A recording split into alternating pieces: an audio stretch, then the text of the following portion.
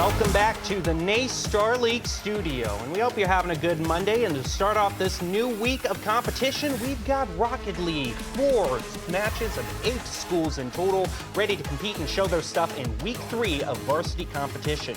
My name's Jacob Jem Palmer, I'm your host, and I'm joined by Artie Nerdy Bird Rain, call all of the action for you. And Nerdy, I believe all of these teams that are competing today have something in common. Yes, all of them are currently undefeated, which of course means that their quest to remain undefeated and go to the end of the season with a perfect record must be thwarted tonight for at least half of these teams. So unfortunately, someone has to walk away with their original storyline that they plotted out, changed with a plot twist. Yeah, we have 8 entering, but only 4 leave. I feel like I'm doing the Hunger Games, and we're just whittling down the undefeated till the lone champion emerges. But that's a long ways off, because we're still relatively fresh in the semester. Let's take a look at the 4 teams that are competing here tonight. We're going to be starting out with Butler University versus Bruton Parker. Then we're going to go on to SUNY Farmingdale versus Seton Hall. And then we have Western Kentucky taking on Cumberland at 8-10. Followed up by North Dakota State, a team we did see last week, taking on Texas A&M International. And let's take a look at the lineups for the first 2 teams that we have playing here tonight. For Butler University, we've got Kai, Morales, and Chris. And for the side of Bruton Parker, we have Maniler, Soy, and Antics rounding out that roster. So we're all set to get the first game ready to go. And I believe last week we saw nothing but sweeps in the best of 5s, just 3-0s all the way across. So hopefully, as the semester goes on, it's still relatively early, but all these teams are undefeated, hopefully for a reason, so we might see some more competitive matches. I think Jacob is also jinxing himself because in our second series last week with Lackawanna College, we had an overtime that lasted more than regulation. So yes, we had 3-0 sweeps, but there was the caveat of a game going 4 games, basically, with that overtime. Well, we've got our first game on deck. It's going to be the Bulldogs versus the Barons. So I always appreciate alliteration in the team matchup. We're going to get down to the virtual field and see who walks away with the first win of the day, Butler University or Bruton Parker. And overall, was there anything from last week that you want to be looking for this week in terms of gameplay or key skills that we need to be keeping in mind? Definitely last week, especially in our early matches, there was a lack of backboard defense happening from a lot of teams. That's something I hope that they have VOD reviewed and improved on going into this week, because that backboard touch follow-up, very difficult to overcome if you had no one initially up there to try to redirect that ball or even create a distraction for the initial kicker as we go into the first kickoff here of Game 1. And we have Craig for Butler University going to be the first one making a defensive play. Starting out, and it's not going to be that successful, as Sol is the first one from Bruton Parker to get on the board. Sol pinches it, receives the pass, the give, the go was clean, gets the defender out of the way, and the back rotation was not there in time. That just happens. It's not really something that anyone can correct in the moment as we go into the next kickoff. Next kickoff, once again in favor of Bruton Parker. Manny is going to be moving up the field, trying to find some sort of centering, but he's facing a bit of obstacles, so Sol's going to take over the back pass over toward Antics. Up the wall again, fumbled a little by Manny, but we have a lot of Butler University bunched up together in the center field. We'll see if they can get it clear, but right now it seems like they're being very reactive in chasing the ball. Hopefully they can make adjustments as Craig loses possession. Kai will elevate, play it to the wall to himself, pushes it forward. A shot on goal is thwarted by Sol. However, ball's not fully cleared. Craig takes another shot. Sol clears it again, back to the midfield. Morales is going to take it up the wall. Is it a one-on-one? Mainler is not going to be able to catch up. Kai finds the follow-up touch, tries to get under Antics, but instead the ball goes into the defensive territory for Butler University. Craig elevates up to start the play, and a little bit of disruption from Manny, pushing the passer out of position. That's going to help fumble that offensive play, and Butler is once again playing defense in their own half. Morales passes it over to Craig. Now Kai moving up center field, intercepted by Manny. Before the play can really develop, we might still have a chance for shot on goal. It's denied by Bruton Parker, however, and back over to the blue side, the ball heads. Craig with possession loses it to Antics. Kai tries to elevate and make contact, cannot find it. Morales plays it into the corner, gives it to Kai. Kai gets a touch, but there's not a lot of momentum. Antics with possession. He's in a one-on-one with Morales. Morales will pop it up in the corner. Soul looks to dunk it down, gives it to Antics. Antics 50-50 with Kai. It's favoring Kai, but Soul grabs it off the wall. Ball is yet to leave this corner for about 10 seconds. It's played back into the corner once again. Both defenders, one crosses in front of the net, almost allowing Craig to get a goal into the back of the net. Now it's back to center field. Butler getting pushed back little by little. Morales now ready to set up the next play. Plays it off the wall. The 50 in favor of Soul, giving Bruton Parker a good bit of side control back. Soul now fresh off the wall. Shot on goal. It's going to be slow, but it does go in for Bruton Parker's second of the game. We are about 6 seconds off of that halfway point, and when you get to that 2 minute 30 seconds remaining mark, teams are looking to have that 2-goal advantage to ensure that they have one to make sure they're in the lead, plus a security goal just in case Butler in this instance will find 1 goal. With that being said, Butler has yet to put any on board. We do see Morales gets demoed by Soul, 50-50 between Kai and Soul, results in the ball going into the defensive third for Bruton Packer. Will they be able to find one in? They do. Kai finds the first goal for Butler University. It was all control from that kickoff, and Butler University just didn't give their opponents any time to recoup and regroup. Overall, Butler University is going to narrow this back down to a 1-goal game. We'll see if they can continue on their streak, because it's one thing to be hot after the kickoff, but you got to maintain performance for minutes afterwards. Meanwhile, it looks like Kai's going to continue to keep the block away from Butler's half of the field. Craig is now going to move up the wall. It is intercepted by Soul. The pass over to Morales. Ball's just a bit high on the backboard. Kai going to field that to the other side of the field. Soul gets demoed, but now is freshly respawned and ready to make contributions again. Picks up their own 100 boost, elevates up, finds the flip reset, and is going to carry that all the way to the field where Antics is going to carry on. Craig makes contact, leaves the ball for Morales. Morales accidentally collides with Kai, 50-50 between Manny and Morales. Manny is the victorious one, dunks the ball to Antics, shot on goal is going to be saved by Craig. Pass back to Manny in the corner, centers it to Soul. Soul takes the shot. Kai will elevate, doesn't make contact, but the ball cleanly slides across the goal. Back to midfield stripe, Kai takes the shot, and it's good. Looked like Morales was actually trying to boot both defenders out of the way. Might be able to get a viewpoint on what was happening in this replay. Yeah, just enough time. A few seconds of delay was enough to leave that goal wide open. So great team play by the Bulldogs.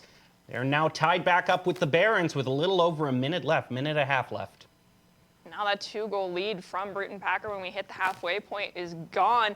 We might as well be at a 0-0 scoreline with roughly a minute 15 seconds remaining. Either team struggling to find an opportunity to get a shot on goal. Accidental double commit coming from Bruton Packer. Manny from midfield tries to force the ball in defensive third and it's thwarted by Craig. Craig tries to send it to Kai. Soul disrupts, but Morales comes in, threads the needle, and finds goal number 3 for Butler University. And in just the course of a minute or two, Butler has rallied back to the lead. Fortunately, with both Antics and Soul committing on that ball, it gave Craig that split-second window to put the Bulldogs into the lead. Now moving on to the next kickoff. It's going to be a draw, but Craig following up, pushes it right toward the goal and scores a quick one for the Bulldogs. Now they're up 2. Okay, so Craig gets it around one, gets it around another. There's no one there. Soul comes racing in. Craig takes the security touch just in case, and it finds the back of the net. Leading by 2 with sub 1 minute. Well, we'll say sub 1 minute by the time this kickoff fully engages and hits the ground the first time.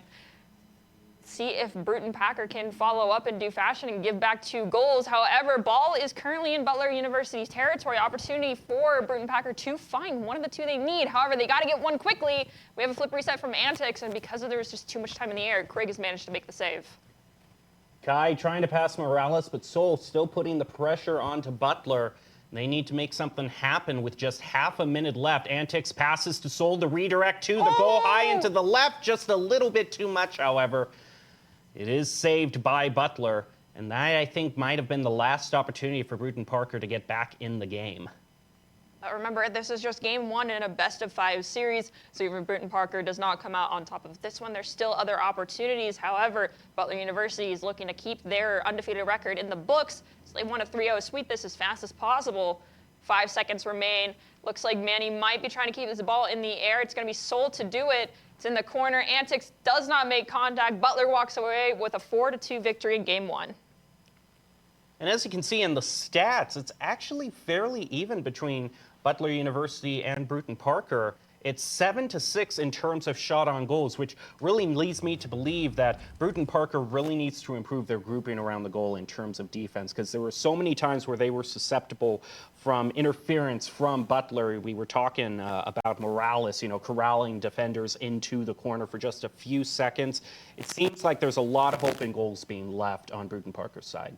Yeah, people don't always realize that while there is resource bars on the screen regarding boosts, another resource is always players' attention. And if one player can just pull your line of sight away from that ball, make you think that they're the biggest threat, not the person with possession, then they are doing their job even if they're not making contact. Well, we'll see if any of the defensive troubles can be ironed out for Bruton Parker. They were in the lead for the vast majority of the game. 60%, I was thinking that they were going to go to the lead, but in that last 2 minutes, Butler just flipped the switch and didn't look back for 1 second. Now Butler, with the first win, is going to go into Game 2. Should they win this, we'll go to match point. Could be starting the streak that we had last week of nothing but 3-0 victories. We'll just have to see how it turns out as the timer ticks down, and we're off to Game 2.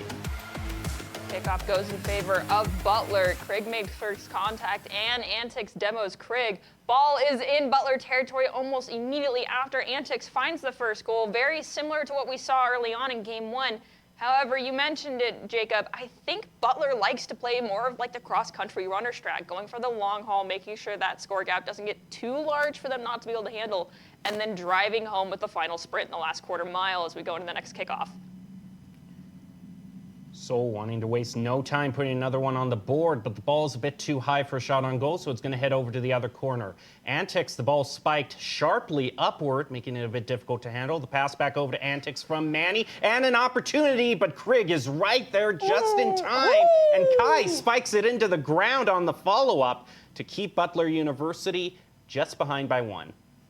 Oh, that was an incredible save by Kai. Craig will center the ball, but is stopped by Manny. 2-on-1 in the corner. Kai looks to be the one to follow up. Nope, it's Craig to center it up to Morales. 50-50 between Morales and Antics. Results in the ball at the midfield. 50-50. Neither make contact. Ball in defensive third for Bruton Parker University.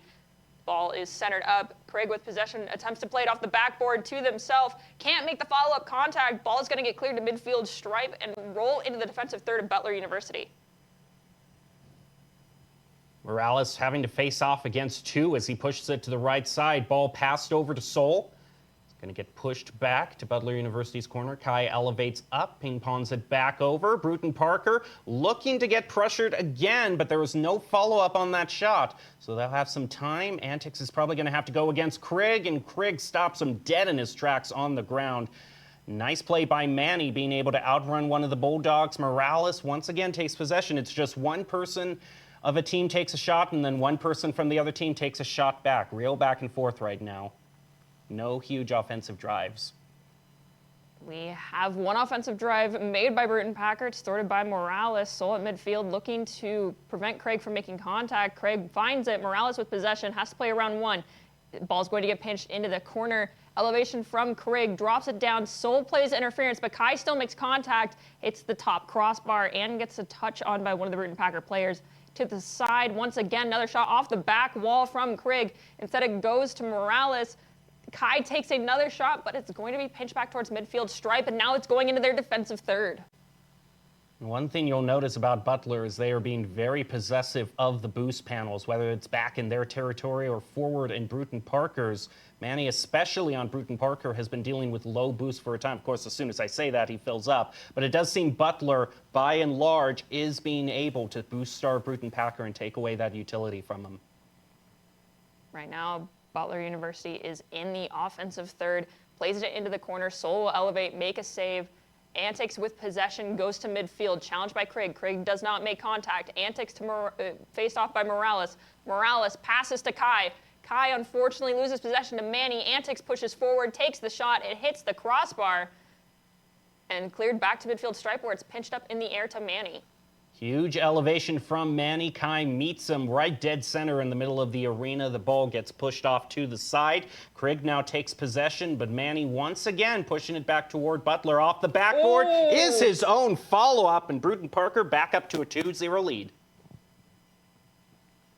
This is a very similar tale to what we saw in game one. The question is, will Butler return in due time with the roughly, I believe, 2 minutes, 40 seconds remaining on the clock to find 2 goals for their team? Manny with possession at midfield stripe has Sol rotating back to back post. Antics from mid. Attempts to elevate, gets a touch, but Kai reads it, plays it off the backboard, dunked down by Morales to Craig. Craig finds the back of the net. That is a give, a go, and a shot on net. Everyone making contact with the ball to ensure this play happened. Well, I'm all one for recognizing patterns in a game, and the same one that happened in game one is playing out right now. Bruton Parker gets up to a 2-goal lead, and then the last 2 minutes, Butler really comes roaring back. Will the Barons be able to stabilize? It's tied again! Are you kidding me? Are we just seeing... I'm telling you, Butler has the strat. They're like, let them burn themselves out a little bit in the first 2.5 minutes, and then we just keep pace and then hit the gas pedal for the last half. The Bulldogs are roaring back, but Morales is going to get demoed right after the kickoff. And Antics trying to make a shot for himself. Manny tries with the follow-up, but he has no boost to follow up, just giving enough time for Butler to push it back. They breathe a sigh of relief, and now we're back into tie territory. Butler University looking to pull ahead with just a minute left on the clock. Both teams theoretically still want 2 goals, but if the time runs out enough, 1 goal will do it, whether that 1 goal is going to be Golden or Antics scoring it with, we'll say 1 minute exactly left on the clock. Now the question is, will Butler be able to return the favor, find a goal for themselves, and equalize this yet again, and put us at a higher scoreboard than we did in game one? You saw, unfortunately, Kai and Craig, both of them position. No one is on back post. Everyone is in the same quarter of the field. And they just had no backup for once it got past both of them. We'll see if that can be tightened up as Sol pushes it over to the other side of the field. Ball too high for a shot right now. Manny's going to try to change that. The ball is saved by Kai. Antics once again tries another opening play, followed by Manny. A whiff on that shot. Butler University now just having about a half a minute to tie this up again. They might have found a second win in the last 2 minutes, but it's not as severe as their first game performance. Bruton Parker holding on this narrow lead, and Butler overcommits, allowing Antics to score an open goal and pick up a hat trick while he's at it. Okay, there was an overcommit from Bruton Parker before this goal as well, and then it returned overcommit from the side of Butler University. You have to find the happy balance, and Antics was the one to recognize, hey, I can't push too far forward, prevented an open goal opportunity, and was able to return the favor and find it for his team. The question is, we've got 15 seconds. Can Butler find 2 more, or are we going to go to a best-of-3 series? Well, I'm not going to hold it against them if they overcommit. Now you only got 10 seconds left. You got to do whatever you can to try to get on the board, but that shot from Manny, I think, is going to do it. And we're at least going to be seeing a game 4 this week, so the day of clean sweeps is over. We're now going to have a real match on our hands, and I am all for it. Taking a look at the stats, though, huge differential this time around in shots on goal. I'm counting 10 for Bruton Parker compared to just 7 for Butler University. So 3 overall. I'm just looking at Antics' accolades from that series. Oh, that's a lot. Antics was all over the place in the best way possible. It was calculated. It was not spastic. Can you keep doing that, though? Theoretically, we have at a minimum 2 more. 1 more game to put yourself at series point, 1 more game to win it. So minimum 2, could be more. Can you keep up that pace and momentum throughout the remainder of the series is the real question. Well, we've kind of been hyping up Butler's ability to make a comeback in the last 2 minutes, but I think we now got to start switching our focus because Bruton Parker has now shown that they can stabilize in the last 2 minutes. So now it's time to focus more on the first 3 minutes of the game for Butler because they've yet to make any goal in that first 3. How about you put yourself in the lead and keep that lead? Well, how about that? Well, I certainly hope the Bulldogs can do it because I want a good competitive match here. And I'm already getting that in the fact that it is going to be going to a 4th game. We're just going to see how far this game actually goes. On the first kickoff, Kai has the opportunity to follow up, but Soul is going to beat him to it. Resets off the ceiling and just casually falls down for the first goal. 6 seconds into the game. That was an incredible opening play by Soul. We've seen both Antics and Soul do a pretty gosh darn good job in the intro kickoff, finding the opportunity to get a goal very early on. I think we've had goals within the first 10 seconds of every game thus far now. Probably going to continue to see that trend. Soul is going to demo Morales, keeps possession, flicks it up, but loses the ball to Craig. Goes for the challenge, it's going to be Manny. Manny has no pressure. Morales comes in from lower right. Craig pushes the ball towards the ceiling. Soul will pop it up, carry it back towards the defensive third for Butler. Takes the shot. Manny in the chaos. So many goals for Bruton Parker have been denied in ways just like that. The ball sort of just ping-pongs out of there. But one lucky bounce finally goes in favor for the Barons, and now they're up 2-0 again. The standard opening play, it's just this game, it's a whole lot faster. We're not even half a minute into it. The concern with racking up a bunch of goals is because that timer stops, what are you giving up? Antics finds another goal here very fast. I'm going to start to be concerned about Bruton Parker because they're going to have to start looking to clear that timer down more and more because a full minute in-game has not elapsed, and they're already leading by 3. Definitely is a warning sign for, I would say, more for the Bulldogs than Bruton Parker. I've seen plenty of games where the team just never stops and they go up into double-digit territory. I'm not saying that's going to happen this game, but with the way the Barons are playing, I wouldn't be surprised as they put another shot on goal. All Barons game 8. Morales. Kai moving up the field. Bulldogs put their first on the board a minute into it. Some nice dribbling all around, and then got your person in the passing lane just ready to drive it in at the last moment. Nicely done by the Bulldogs. 4:01 left. To kick off number 5. Kai loses possession. The ball ends up with Soul. Antics will pop the ball up, elevate. Morales attempts to make contact, doesn't find anything. Dunks the ball into the corner. It curves around, goes to Kai, sent to midfield. It's going to be Morales to pop it up. Ends up with Antics, gives it to Manny. Manny takes a shot, and it's cleared away by Kai. Back to the midfield where Soul is at. Morales clears it yet again. This time pops it up to Craig to try and find a goal-scoring opportunity. Have just a little bit of a lull in the action. Half a minute without a goal being scored seems like an eternity for the way this game's being played. Right now, Soul has Manny upfield ready to keep this clear. Moving on, Morales elevates up, finds the flip reset, continues to push it up the field. A demo onto Kai as well. Bruton Parker recovers from that demo fairly quickly. 3 minutes and 2 seconds left. Craig puts a shot on goal, and once again we see the disruption from Kai coming in clutch this time. Look at this. This is just all Kai with that bump. The goal is wide open. So whether it's Morales or Kai, Butler does have their game down in terms of disrupting the other team. Ball is pinched up towards the ceiling. Antics pops it up over Kai. It goes to Craig. Craig has Kai. Kai will not make contact. It's going to be Manny instead. Morales, 50-50 towards the ceiling. Kai comes off the wall. There is only blue in front of us. There is no one home for Bruton Packer, and that's the equalizer from Butler University was looking for. Question has to be, was this interference or just overcommittal? I do think it's overcommittal. You had a double commit in midfield from Bruton Parker. They both missed on getting possession of the ball. And the rest of the story is just written from there on out. We're now tied 3 apiece. Kai looking to change that right off the next kickoff. Soul is going to corral it over to the side. Morales gets the first touch on that 50, but Bruton Parker still making headways into blue territory.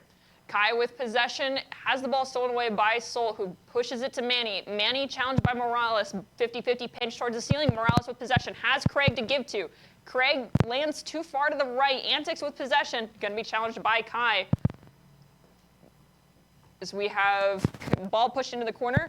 Morales pops it up to the midfield, challenged by Manny. Manny has an opportunity to follow up, can't make contact before Kai comes in. Ball dunked down by Kai, goes to Morales, who plays it off the wall. Craig pushes it forward again. Manny makes little contact. Kai takes the shot, hits the top crossbar. Follow-up from Craig is going to be too wide. Ball is cleared back into Butler University territory. Antics trying to set up a play, but Morales keeps the ball at bay for just a few seconds. So Burton Parker, once again, a shot on goal, saved by Craig this time, back over to the corner. We'll see just how effective the Barons can be at preventing this clear. One of them doesn't quite get the touch they wanted. Kai with a follow-up toward the goal, and Butler is in the lead now, 4-3, 1:22 left. One goal can be easily taken away by the side of Bruton Packer. The question is, will they, as we go into this next kickoff? They have been able to put goals up very quickly after kickoffs, but these last few minutes they have been struggling. Morales finds the better touch and ends up with Soul from Bruton Packer. Goes up to the ceiling. Craig makes contact on the way down. Kai finds the follow-up off the backboard, whiffs on the follow-up touch. Looked like it was an attempt to give and go to himself. Ball at midfield stripe. Kai comes back in. Soul passes it to Antics. Antics flips forward. Craig will elevate. Antics pushes Craig out of the way. Manny comes in, pushes it up towards the ceiling, dunks back down to Kai. Oof. And I think in an unfortunate series of geometric events, the ball actually, that might have been an own goal from Butler, equalizing us again. It was just an awkward angle gotten off the pop. So unfortunately for those who are rooting for a quick end to this game, it looks like we could be going into overtime. Just a minute left. Craig, though, quick shot on goal. Going to be saved by Soul. Probably one of the most consequential saves of this game if Bruton Parker manages to get the clear over to the other side of the field.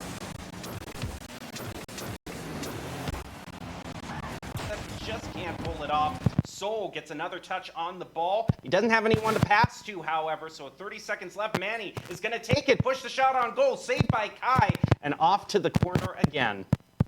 Antics to Soul. Soul takes the shot, and it's too wide, but Soul's there for the follow-up. Kai goes to play disruption. Craig grabs it off of the back wall, takes it to midfield stripe, demos Antics in the process. Soul with possession, 10 seconds remaining, looking for the golden goal opportunity. It hits the top crossbar and back down and back to midfield stripe. Looks like we're probably going to see our first overtime of the evening if this ball hits the ground, and it does. All right, all it takes is just one goal in this scenario. Morales is going to take the ball off of the kickoff, pass over towards Soul, elevate up, plays it around one, but isn't able to center. Craig trying to move in, shot on goal by Manny, saved by Kai. Bruton Parker, first shot on goal in overtime. They're going to try for their second, and I thought that one was going to be the one to do it, but Craig right there with a save now gives Butler an opportunity to have a second chance. It's going to be all three members of Butler University bunched up in front of their goal. They find a clear, get it to midfield stripe. Manny takes possession, pushes it down, tries to dunk it off of a hood, can't make contact. Instead, it's in the corner, still in Butler University territory. Not where they want to be. Almost been here for a full minute. Soul pops the ball up. Craig will elevate, beats Manny to the ball, plays it around Manny. Morales is racing to get contact. Soul with the 50-50 pinch. Antics has the ball ricochet down off the ceiling. It's in the defensive third of Bruton Parker's half of the field. Antics looks for a clear, finds it, but it's not far enough. Kai is able to reset the center pass to a teammate that is not there as well. Antics with possession, plays it off the wall. It's now a defensive third for Butler University. 1 minute, 17 seconds having passed in this overtime. The Barons want to end it right now, but Manny off getting boost to the side. In fact, actually, the Barons don't really have much boost to speak of, except for Antics. They'll probably just have to give up a bit of offensive pressure to make sure they have the resources they need to finally get the shot on goal to win it. Kai saves and pushes it off to the side. Once again, it's just been all shots by the Barons so far in overtime. This could be the first huge Bulldog push, and it's denied by Soul. Craig races back, gets into the corner with possession, has Soul looking to create pressure. Antics comes in as well in the 2-on-1. Bruton Parker is victorious, but Kai, who waited patiently, is going to pop the ball up, send it to midfield stripe. Manny's the one to elevate. Craig will also elevate, make contact, pop it to Kai in 50-50, pinches, drops down to midfield stripe. Looks like Soul will make contact, lose possession on an unfortunate ricochet. Now Antics races back, clears it into the corner, but it ends up with Kai and Craig at midfield stripe from Butler University. Ball in the defensive third for Bruton Packer. Over 2 minutes have passed this overtime. Morales is looking to end it. Shot on goal, hits the top crossbar. Follow-up from Kai. Kai is pushed out of the way by Antics, and that's another reset on the goal-scoring opportunities for both teams. Antics moving up the field, but doesn't have any boost to follow it up with. Has to go back towards Soul. Huge shot back over toward the Bulldogs' goal on the front post. Manny is there possibly for a follow-up, but he's far back on the field. This could be the opportunity. There's a double demo on to Butler, but the one person still on the field, Morales, pulls through with a save. Kai gets demoed again. Bruton Parker really want to pull out the real offensive approach to this game. They've been putting shot after shot on goal, a lot of demos, but the Bulldogs are tenacious and are holding in. This could be another shot, but it doesn't spike down in the right way. We're still tied, and we're past 3 minutes in overtime. 2-on-1 at midfield stripe results in Butler losing possession for a moment, but Craig comes in from the goal line, pushes it forward. Soul returns the favor, volleying it to the back wall. Morales will get the ball back to midfield stripe. Kai pushes it forward again, 50-50. Ends up in Butler University's defensive third. Soul takes the shot, pinching it down, threading the needle, if even, upper right corner. And that is going to be our golden goal, putting Bruton Packer at series point. Not quite as long as the overtime we saw last week, but still very respectable. 3.5 minutes, 3:36 exactly into overtime. And just look at the feed for Manny. He was playing all out that game. Manny and Kai, basically. Kai was the main reason Butler was able to stick in overtime for so long. He has a total of 6 saves throughout that game. You can definitely tell Bruton Packer was trying to change things up. We hadn't seen nearly as many demos thus far, and then overtime hit. Then the 2-minute mark in overtime started happening, and then many people were spending time on the respawn screen. All the demos were being accredited over to Bruton Packer, whereas Butler was not having a piece of any of that action. But maybe if we go into another overtime, they need to recognize the power that comes with that, because either you spend time on respawn or you spend time dedicating brain power on, is this person going to try and demo me, or do I get out of the way? And it's long overtimes, I think, that are the most taxing players' endurance, ability, fatigue. You've been in it for so long. Are racing, and it doesn't go in your favor in the end, and now you just got to dust it all off, play another game while the other teams have will show how tenacious the Barons are, if they will rally back for game 5, or if this could be the opening. Butler needs to close it out. Antics certainly showing his stuff, is trying to fake out. Morales isn't going to be juked out by him, though. However, Morales gets to clear back over to the other side of the field. Craig with the centering. Kai elevates up for a possible shot on goal, but it's just a bit too high and awkward to go through. Antics with possession. There is a lot of blue cars in front of him.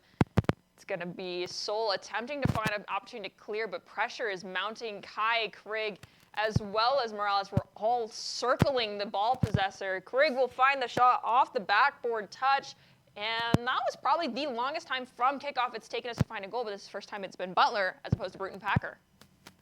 This is the first time that Butler has started out the game with a lead, and considering how reliable they have been and just coming alive in the last 3 minutes of the game, this is a very good sign for them on their match point game. Kickoff goes slightly over toward Butler, but Craig is there, fresh on boost and ready to carry it up the field. Pass over toward Kai is going to push it over to the far corner of Bruton Parker. And the ball just kind of dies and the play whiffles out in the corner. Butler University content to just slow play this. Soul finds an opening, but Morales shuts him down. Manny's going to try again as Soul boost steals away from Butler University. Centers it again. Who's the pass to? Morales just takes it up for grabs, and now with the pass over to Craig, this could be another shot on goal, but it's denied by Bruton Parker. Both teams doing a good job this series of preventing these centering plays. Kai, after getting pushed away by one of the Bruton Packer players, has the ball drop down off the ceiling. Craig with possession, 50-50, goes in favor of Bruton Parker as it's chased after by Antics to maintain that possession. Soul plays it into the corner. Craig reads it, sends it to Kai, but Kai drops down too fast. Manny with possession has Morales putting pressure on. Kai will elevate, take a touch, takes the shot, attempting to give it to Morales, but Antics would make the save. We have a demolition on to Manny. Craig takes another shot. Antix makes a save. Morales takes a shot. Crossbar will make the save. Craig takes another shot. It's going to be too wide, and now that ball is losing a lot of speed.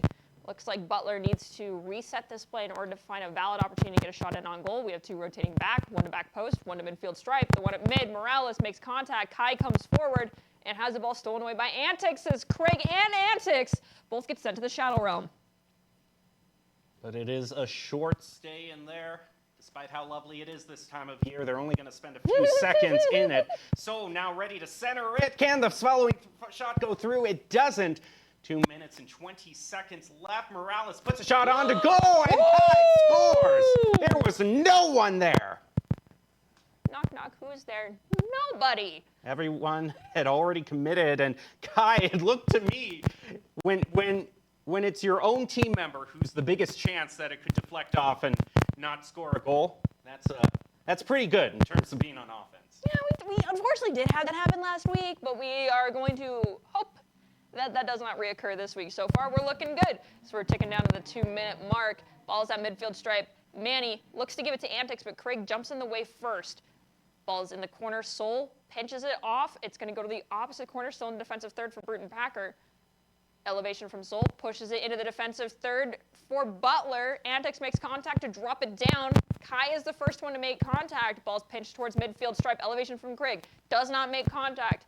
Antix sends the ball to Soul in the air. Soul looks for the perfect angle, can't find it. Manny can't make contact off the backboard. Now it's opportunity for Butler to turn this round back in their favor. Antix makes contact, pushing it between two Butler University players. Soul comes in to help out. It's now the defensive third for Butler University. Look at the activity feed. Only one shot on goal for Bruton Parker. My fears of that overtime may be burning them out. Looks like they might be correct as Butler once again gets side control. Antix is going to move off toward the corner. Now Butler ready to stop this defensive drive. Antix plays above them, but no shot on goal from that play. Butler University looking to find their clear. Kai runs right into Antix. Next up, running into Soul. A clear back over the pass, and Butler University has control of the ball again, if only for a few seconds. An awkward bounce is going to give Bruton Parker maybe an opportunity to score a goal. Pass over to Antix to follow up, but the ball's pushed over to the side instead of heading toward the goal. Antix gets the flip reset, tries to pinch it into the net, but there's three defenders all waiting. Kai brings it forward to midfield stripe, challenged by Manny. Manages to push it into the corner. Soul is there, pinches it off of Manny, drops down. It's going to still be here in Bruton Parker territory. 30 seconds remaining. Bruton Parker looking desperately to find 2 goals. Butler looking to send them home and packing, takes another shot, but Manny will find the save. Ball is looking to be cleared by Antix, has Soul for the pass, finds Soul, the connection's there, but it's cleared, and ricochets back into their defensive third. Just 10 seconds left. This drive by Manny's their last chance, and Kai blocks it. Now there's just no time for the parents. They're only going to have to settle for that one frustration demo on to Kai. This game is over in Game 4. The Bulldogs, Butler University, takes the victory and gets to move on undefeated in this season. 3-0 overall for the season for Butler University. Congrats on that win. And Shen, it's just night and day here, the difference. And you can see the shots on goal on the field, one team versus the other. Well, before our next match in game, we want to give our shout out to our fall 2023 partners for the season. Of course, our great sponsors who make this show possible. And our first sponsor we want to give a shout out to is Truth. Truth Initiative is America's largest nonprofit public health organization dedicated to a future with tobacco and nicotine use and addiction are a thing of the past. For more information on how babies affect mental health, please go to breathstressare.com. And of course, a thank you to Extra Life as well. You can join our Extra Life webinar on Monday, September 25th. Here from College Esports Club, fundraising experience and learn how you can help raise funds for your local business. Webinar participants automatically enter into prizes. Play games, change means health.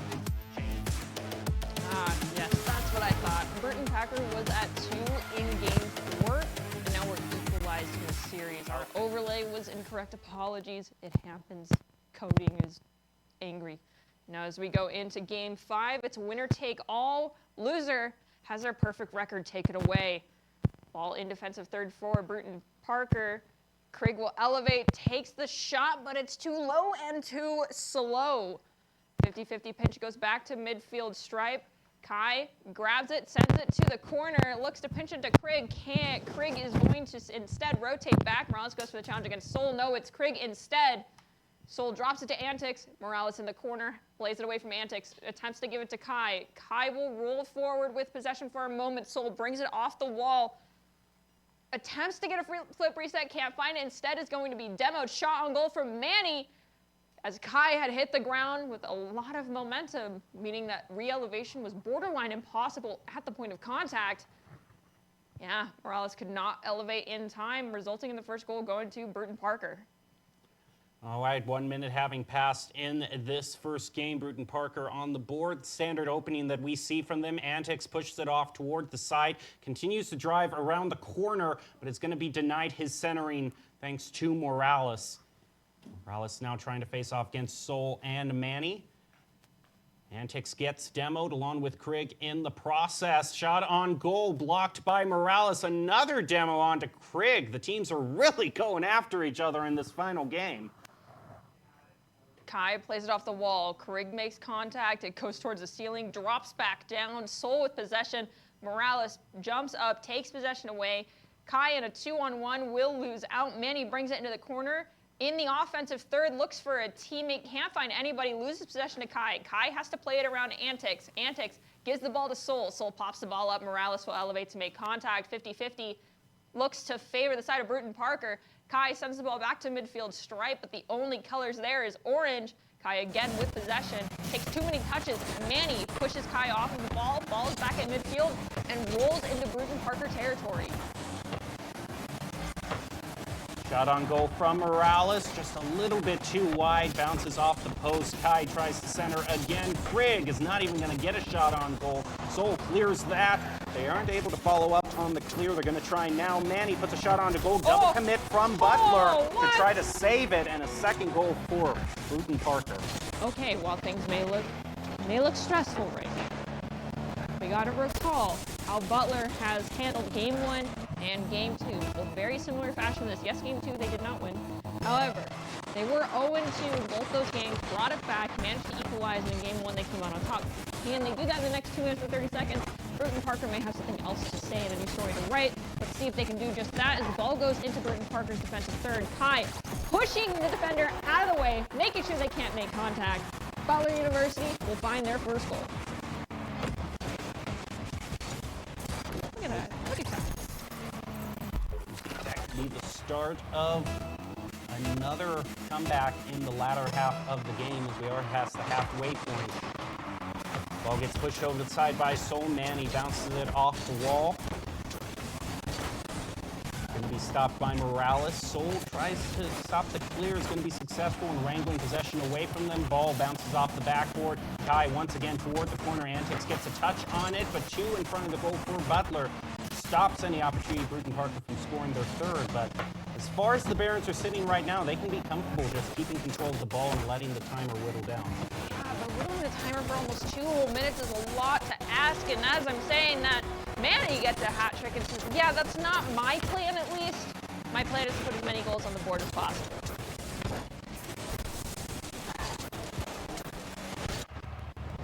One minute, 52 seconds left in this deciding game.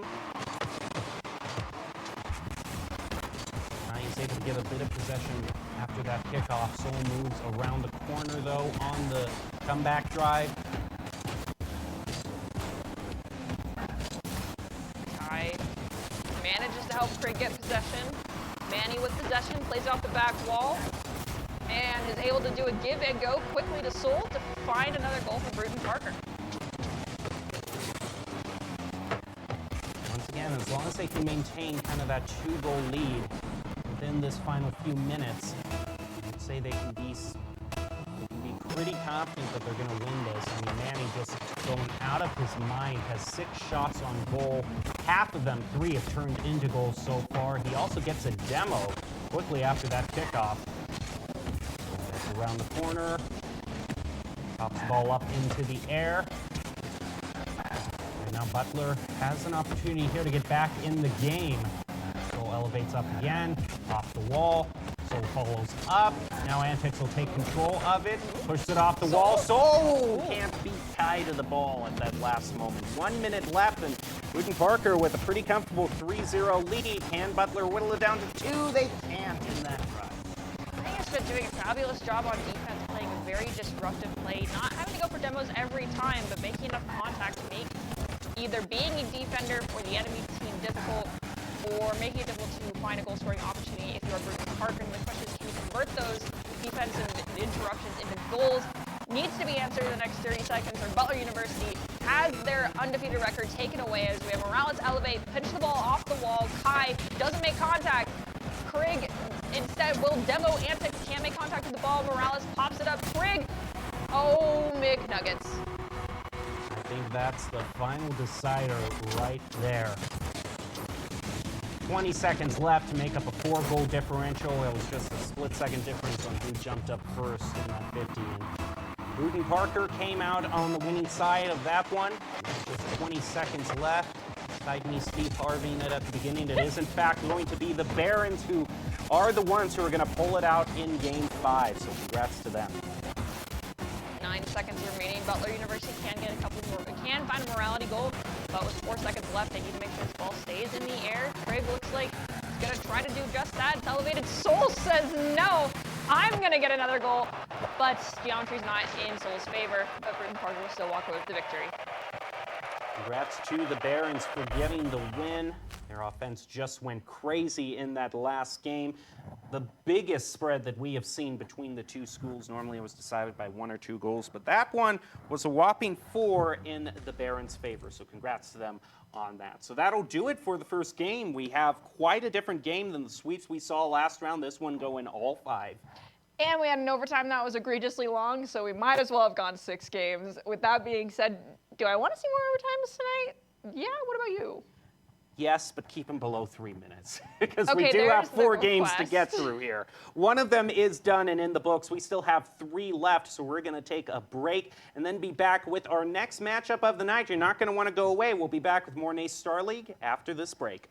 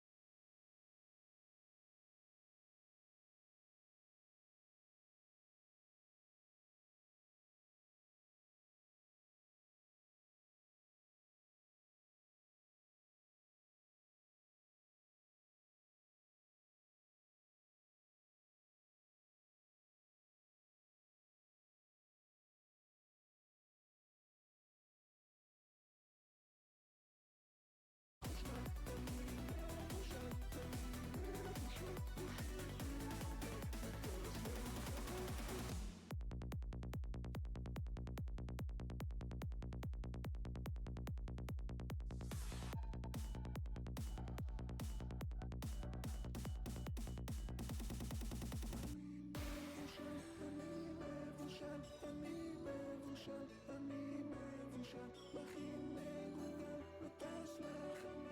אני מבושל, אני מבושל, אני מבושל, אני מטוגן, אני מטורלל, אני מחושמל, אני מבושל, אני מבושל, מכין מגולגל, וטס לחלל, וטס לחלל, וטס לחלל, וטס לחלל.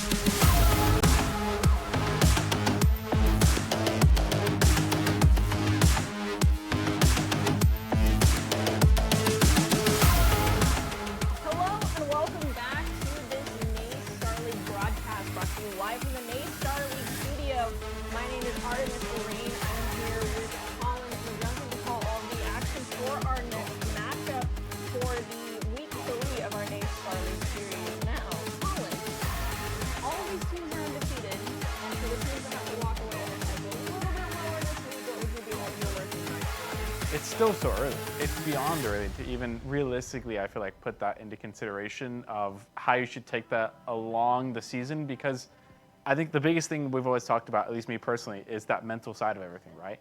So it's week 2. I mean, officially, it is week 2.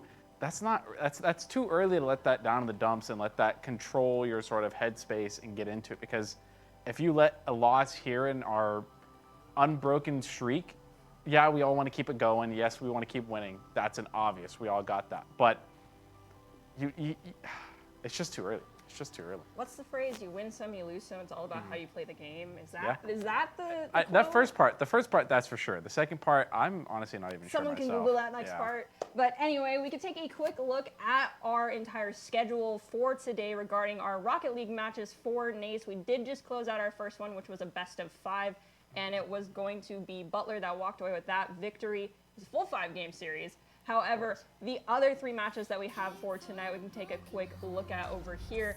And it's going to be sunny Farmingdale taking on Seton Hall, followed by Western Kentucky and Cumberland. We got North Dakota State and Texas A&M International going to be going at 9:45 p.m. Eastern Standard Time. And we can actually take a closer look at the Farmingdale and Seton Hall rosters for our next match. Coming in for the side of Farmingdale, it's going to be Otto, Dirty Boy, and Zip. We got, sorry for the mispronunciation, if I got it, Tiz Eggy, it's Quinks, Stoke, I'm just going to go Stoke, and Froze for Seton Hall. So we're going to start out with 3 of those players and possibly see someone rotated in either after the first match, second match, or when we start to see, the signs of attrition start to strike those players as they get a little bit more tired. And as far as these teams go versus last week into this week, the only team that we are seeing is actually going to be in our last match. So these are brand new teams for us on broadcast. But what are 3 things you want to see from these teams? I think we'll start off basic. We'll start off with no double commits and definitely no triple commits. That's the biggest thing. I want to see intent of touch. Whenever you touch the ball and when you make possession of the ball, I want to see intention upon it instead of just getting the clear or getting the touch for the sake of doing that. I want to see that touch for the sake of either a follow-up on your second or getting the ball around the opponent that is currently pressuring you in order to maintain possession. I would say third, I want to see some creative passing. I want to see a little bit less off the backboard. I want to see a little bit more into the midfield, getting some ground passes going, maybe getting in our pinch. I don't know, but I'd love to see it, honestly. You are putting on a lot of pressure onto these players, at least in my opinion. I'm all for passing plays, but you're like, get in there, get creative, don't use that backboard all the time. And whereas, at the start of the last match, I was like, someone defend the backboard because there's too many backboard touches. I'm pseudo-agreeing with you, but I mean, if it works, if it ain't broke, don't fix it. Oh, yeah. If it keeps working and keeps working, then, go for it. That's what's winning you matches. That's all that really matters at the end of the day. But I'm the one that wants to see the players. I want to see them succeed. I want to see them get to that next level up. So I'm going to put a little pressure on them. Okay, well, that is what Colin is hoping to see as we go into this next match. I'm just hoping to not see so many double commits, and I'm hoping to see more backboard defense, just like I requested at the beginning of the last series. Of course, at the end of the day, it's going to be up to these players and how much they have grown from last week into this week.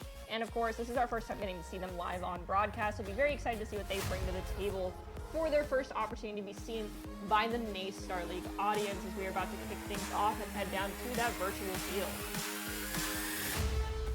First match is going, get into the pitch. Right as we get to 2 brand new teams from my set of eyes. And honestly, I'm excited for it because that's what it was for me first week. I think maybe besides Wichita, I think that was the only team I had seen play previously.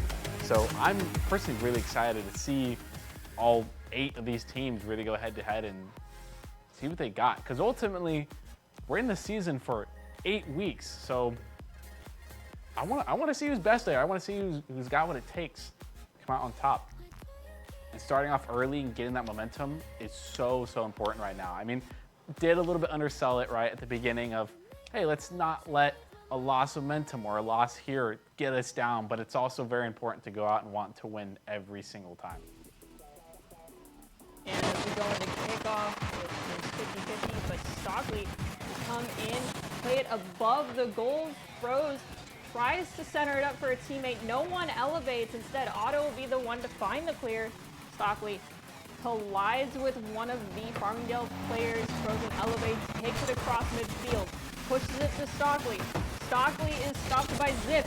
Zip takes the shot, it's too wide, and it does go off the back wall, back to midfield stripe, in the air again. Stockley plays around Zip, drops it down to Froze.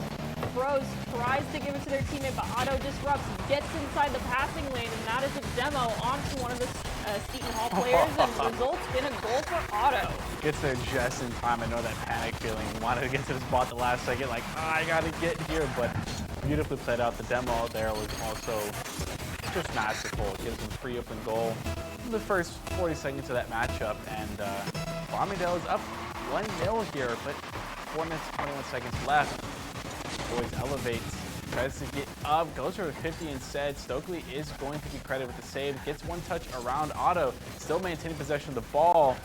Otto with no boost here is just limping back to the backboard here. Does get a bit of 50 on the ceiling here. Shot potential by Quinks. Froze now elevated, looking for the double, isn't able to get it. Otto gets one, looking for to keep possession, get the double. Now it's Boys gonna get one touch on the sidewall. Quinks off the ceiling, looking to get challenged here. Has to go for a pinch, and the teammate's gonna pick it up. Now it's back up to the green side here. Zip with possession, pinches the ball off of Froze, plays it to their teammate. Stockley will elevate, bring it to midfield stripe. Froze is available for the pass. Instead, Otto gets in the passing lane, sends it to Zip. Zip has to beat Frozen out. Frozen pushes the ball towards the ceiling. Its Quinks will be demoed near the goal line. Otto again with possession. Looks like pressure's going to be mounted by its Quinks. Bring it across midfield stripe. Double commit from the defense from Farmingdale goes unpunished as they bring it back to midfield stripe. Zip again takes a shot. It's an open goal, but the ball is too wide. Stokely gets a pinch on the sidewall here, going to keep it going. Aggressing on the ball, does get a 50, leads it in no man's territory. 2 go up for it. Zip's going to get the beat.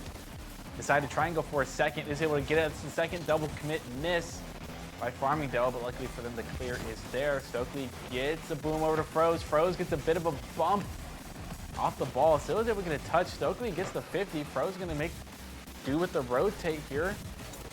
Which is able to make a touch. Oh, and Stokely comes out from midfield. Gonna put one right on target and get past the defender sitting in net.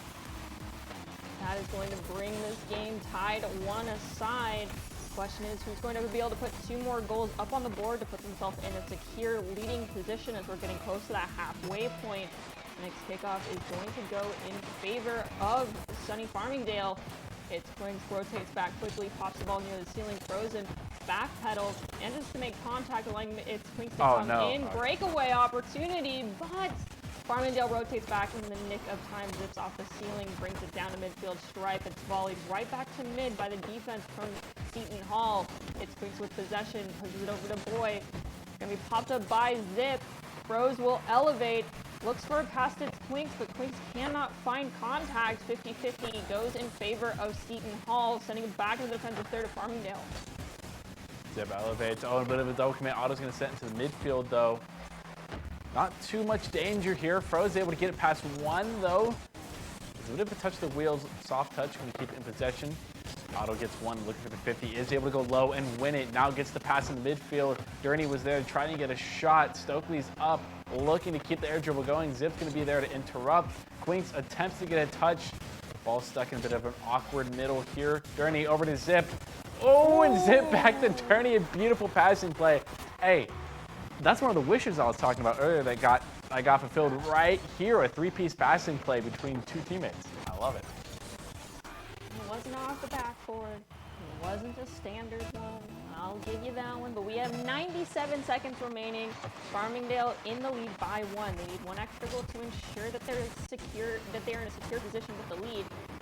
Otto will elevate, whiff on contact. 50-50 goes in favor of nobody to race for possession at midfield. It's going to be Boyd to Zip. Zip does not make contact. Off the back wall, Otto gets another touch, centers it up. Froze gets in front of Otto before Otto makes contact. Zip elevates, sends it back towards the goal line for Seton Hall. Froze off the wall from midfield, takes possession, gets the flip reset, but can't get follow-up contact, and is in a 2-on-1 on the ground with Farmingdale's defense. Stockley comes in, takes the shot, hits the top crossbar, and now it's back to midfield with Zip in possession. Froze. A little bit in the corner here. Does get a 50. Bit of a danger. So we're just going to send it right over to the other blue corner here. Now it's Stokely. Froze does get it down on Otto. This gives a heck of a lot of possession control for Stokely. I'm going to take it up the sidewalk here, looking for a solo play. Is able to get the flip reset.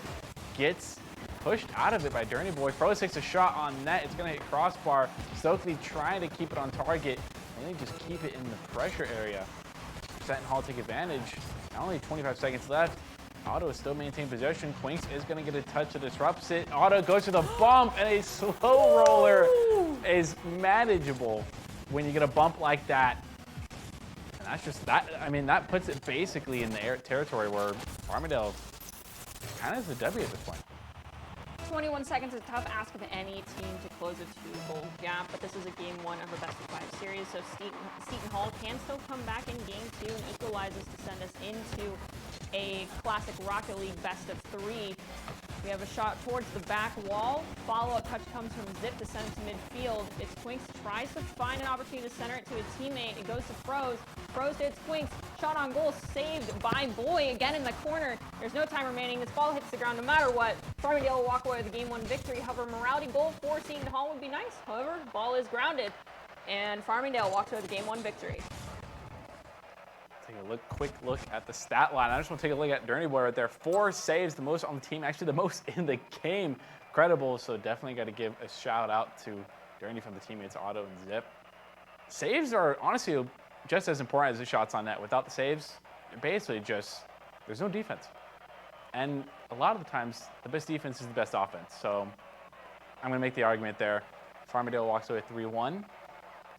Solid game all in all. Seton Hall feels like they are suffering a fate similar to other teams we've seen in the past, where they're playing more the reactionary role rather than the one taking action. And when you're forced to make adjustments based off what other people are doing, you're always the one suffering. So now they need to start, moving a little bit faster, getting them, predicting where the ball's going to go, looking to create opportunities themselves, and playing off the mistakes that they see coming out from the other team. The question is, I know it's a lot easier said than done. Can they actually execute that as we go into these next 5 minutes? I don't know. Will Farmingdale put themselves at serious point? Possibly. We'll have to wait and see. The next 5 minutes, give or take, we'll tell. Realistically, I mean, talking about that last goal with Tooch going back on, that bump is something that's so difficult to really put yourself out in front of. It has to be something that is just so reactionary. There's hardly a lot of times where you can sit there and go, I know a bump is coming, because, and especially in the heat of the moment, it can get to you where you're not. That's one of the last things that crosses your mind until you see that car heading your way. And now all of a sudden, now your palms are sweating, and you have to find this way to get around this defender, which I heard you mention earlier. Just getting the attention off the ball is sometimes all it takes. So even if that demo wouldn't have gone through the bump, that might be enough just to cause an open net. And it almost ended up turning up 3-1 right there, but Froze is going to be credited with a save. Stokely sitting back for a team to get a touch. One off the sidewall here is going to get a boom. Might be Quinks to get a touch. Isn't able to get the quality one they're looking for. Otto's going to be credited for the save as the ball's going to bounce off the ceiling. Stokely to take possession. Send it to a teammate on the backboard. Frozen can take a shot on that. Now it's Stokely up and elevated and gets it over the remaining defender. Seton Hall going up 1-0 quite early in this game. That's another creative passing play.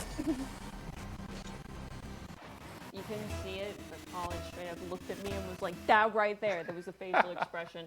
And it looks like we are experiencing some connection issues. It happens. The players are likely okay. It was more than likely on our end because, that's just how technology likes to work. When you need it most, it will fail you. With that being said, that was a creative passing play. Yes, I will give it over to Farmingdale that they are managing to find these connections. But if you were in the seat of Seton Hall right now, what modifications do you think they need to be making and prepping for as we move into game 2?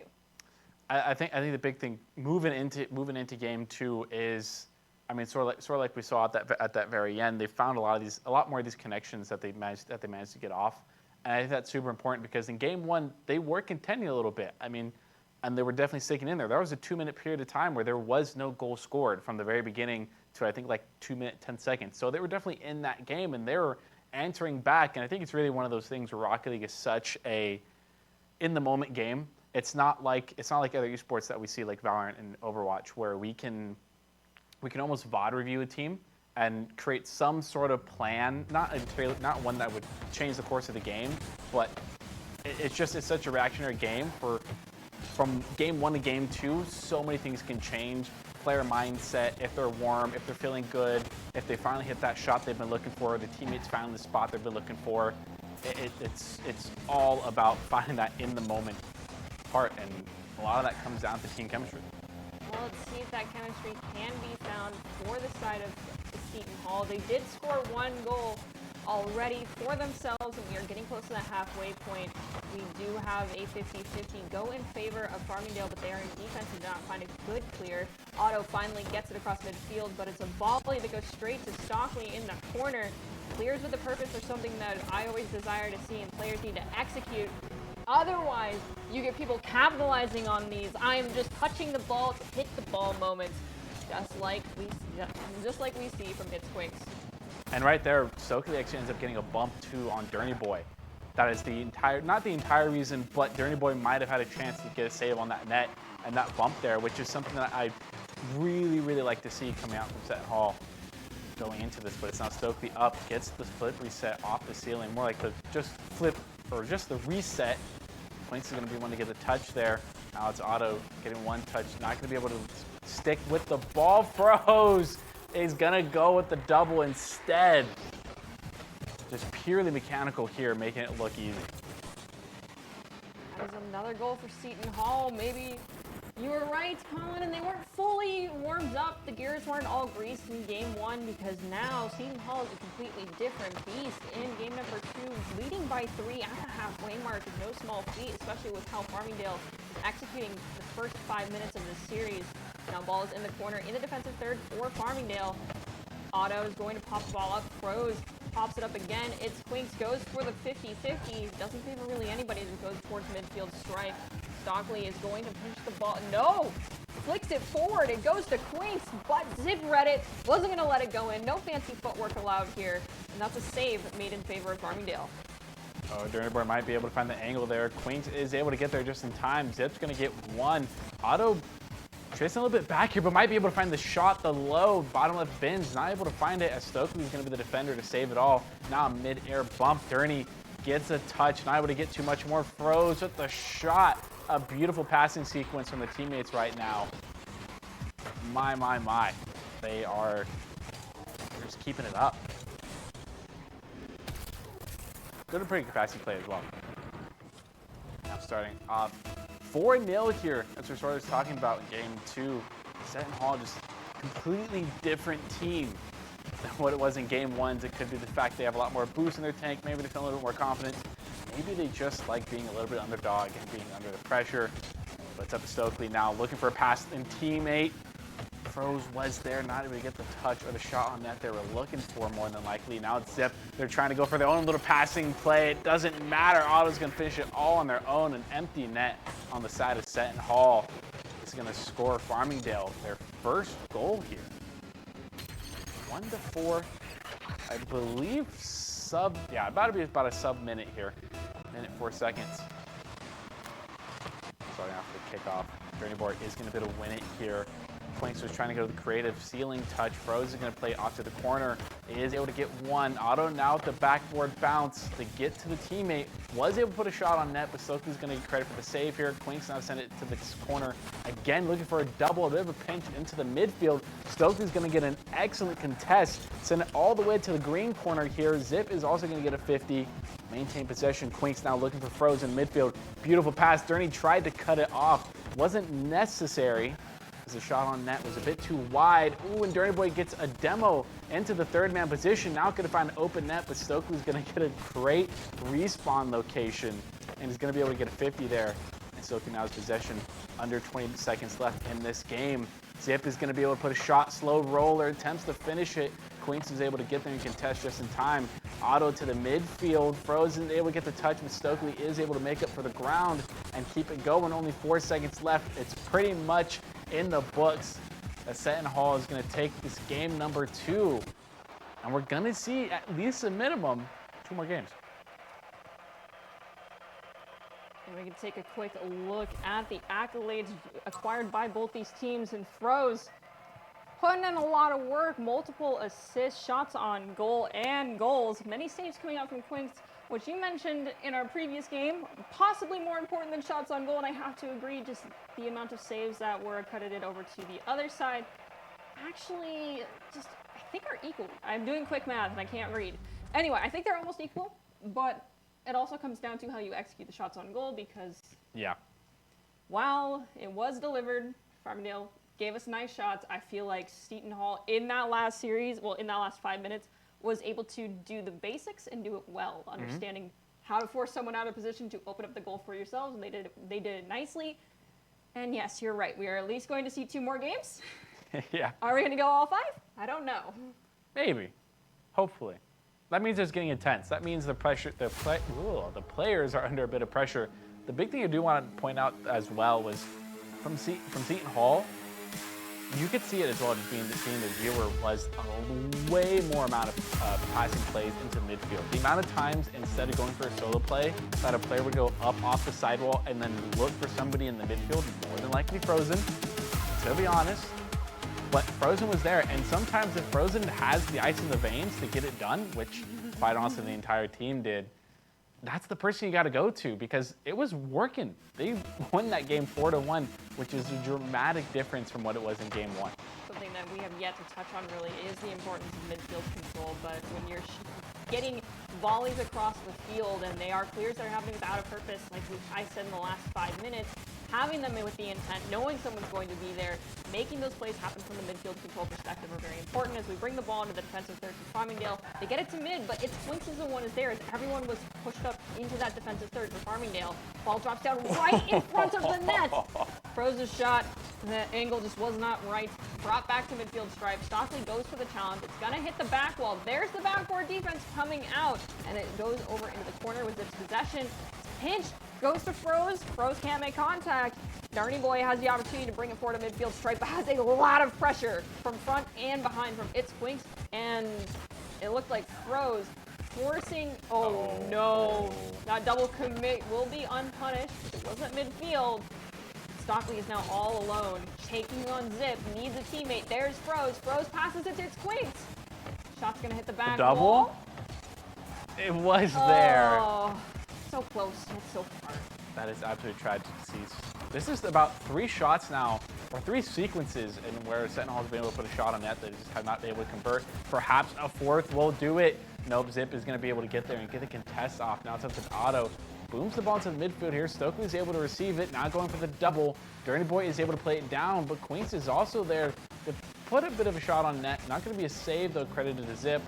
Froze is going to control and play around an aggressing Farmingdale attacker here. Froze trying to get a bump. Is he able to get the demo? The in-air demo was massive, but unfortunately Froze's shot was saved by Otto.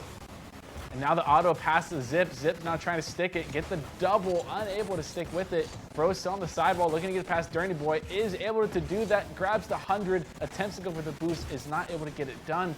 Otto's going to send it down. Quinks is going to be able to control it. Is not able to grab the 100 here, but Seton Hall does have the boost to get a bit of a counterattack here if they manage it correctly. Bit of a throwaway shot is going to give Otto the opportunity to send it to the corner. Zip's going to send it back to the other side and maintain possession here. Stokely now has the opportunity to get a pass. Not going to be able to get it through though. Rose is underneath 2 defenders. Ball is pushed into the corner. Stockley from midfield gets to the stripe, rotates back, can't make contact. Rose with back post, brings it forward to midfield stripe, pops it up, tries to get over Dirty Boy. Can't do just that. Stockley has to come in and play cleanup crew.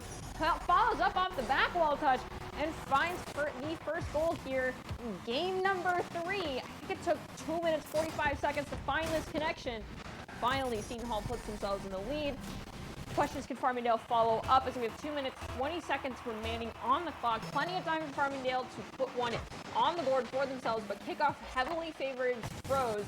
Double commit to try and force possession away. Quinks comes in to help their teammate out. It's forced into the corner, off the wall. Follow-up touch looks like it's from Zip to bring it to Otto, but Otto was not far enough forward, can't get a touch. Froze centers it up to Stockley. Stockley is going to be challenged by Zip, who brings the ball to midfield stripe to Dirty Boy.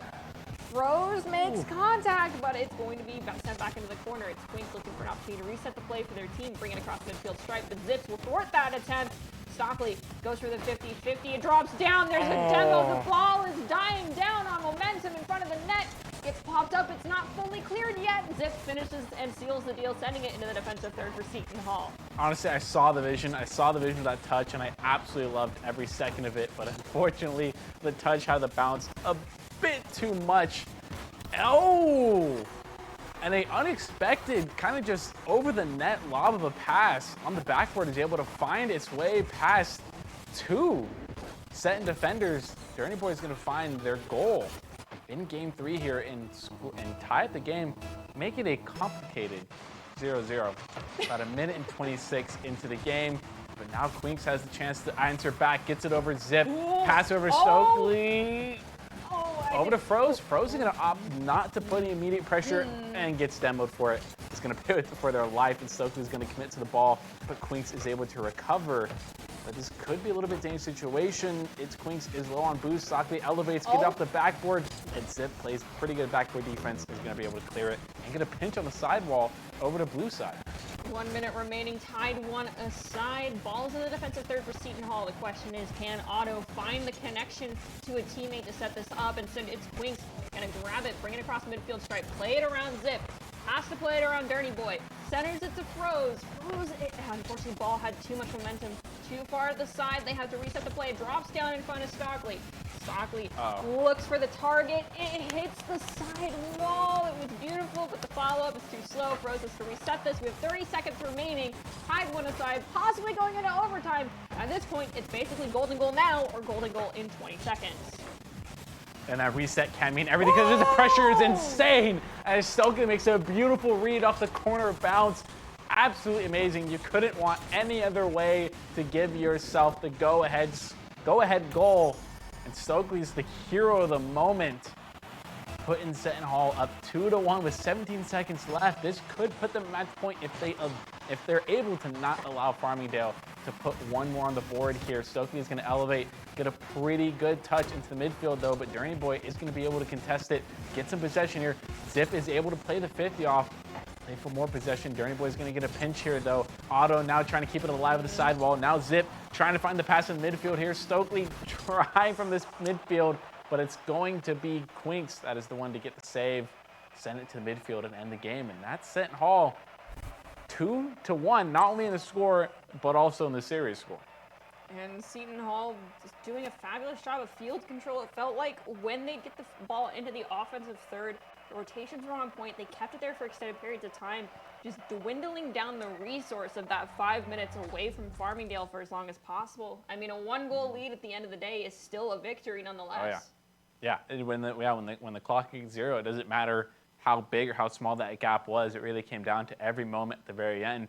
And it's not even so much on the fact of Farmingdale's defense having not defended that goal. It was so much of the fact that Stokely rising to the occasion and making a beautiful read off of corner bounce that is really difficult to defend unless you have the boost to do it and the people on the backboard to get there, which unfortunately Farmingdale, they did not. And it's going to be Seton Hall that walks away with game 3, putting this other match point.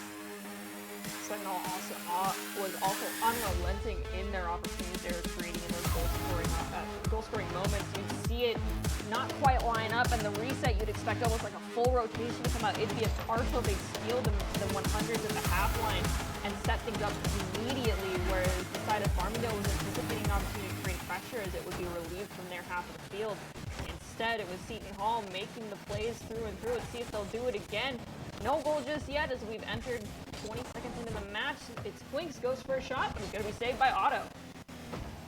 Bro's going to get the bump here. Might be looking for the pass back on the backboard here. Opts for the demo. Oh, and Quinks gets sent over the ball. The ball does bounce off the sidewall. Otto trying to get it down.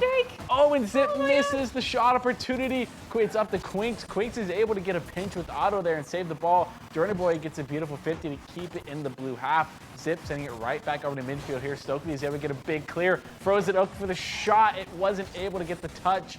Dirty Boy is going to be credited with the save here. And now into the midfield. Stokely is going to make a cut. Looking for Quinks more than likely, who's in the midfield. Zip to get a touch, saving the ball. Keeping this scoreline at 0-0 here. Otto doesn't have the boost nor the position to stick with it. Now Quinks looking for the double, is a bit over the ball, but Froze have a shot opportunity. Opting for the double, is not going to be able to do it, and now it's Zip's turn. I mean, Stockley was playing at the midfield. I don't think there was the thought of that ball's going to have enough momentum for me to make the follow-up. It was a good call. Now it's an opportunity for Seton Hall to try again. Twinks' ball's too low, too slow, gets saved by Otto. Ball still here in the corner. Froze looks to play it off the back wall. Can't make second contact. Zips sends it into the other corner. Stockley brings it up, gets one touch, gets the flip reset. Oh, tries to get it in the upper left corner. Twinks tries to follow up to secure the goal, as does Froze. All three members have committed. They rotate back to midfield and back to the back post. Zips with possession, centers it up to a teammate. Taken away by Froze. Elevation from Dirty Boy will result in the ball in the corner. Not fully cleared out of Farmingdale's area just yet. It's Quinks, looks to center it to a teammate. It's going to be Froze to elevate. Plays it off the back wall. The third tertiary touch has got way too much power behind it and ricochets down off the ceiling in front of the net. Pretty much a repeat of what was game 3 of where Seton Hall had so much pressure but could not find the finishing move to put the ball in the back of the net here. Quinks' attempt to go to the ceiling play. Stokely's going to take over. Otto to get one touch. Froze now going to take possession here. It's just Dirty Boy who elevates with not a whole lot of boost. Gets played over the ball. Froze not able to keep it above Otto's head. And now the entirety of Farmingdale doesn't have too much boost. Actually, just I say that they grabbed 200 and they're sitting pretty right now. Froze sending the ball deep into the midfield here. Zip to return with the shot right back on net. Quinks is going to be credited with the save. Froze to put some defensive pressure on Otto and get the bump off. Dirty Boy to put a shot on a bit wide on net. Otto decides not to go for the touch of the ball. Zip does get bumped. Froze able to get a touch.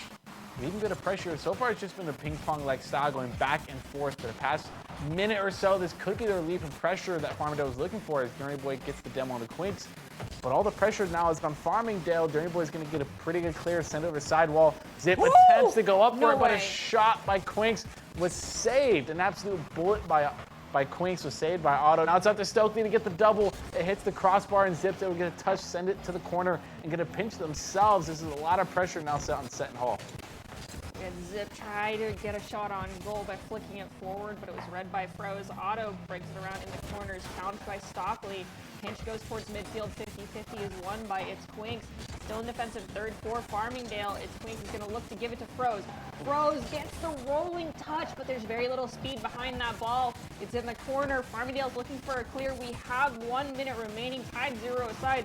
Who is going to get this first goal is really going to set the stage for the last 60 seconds here.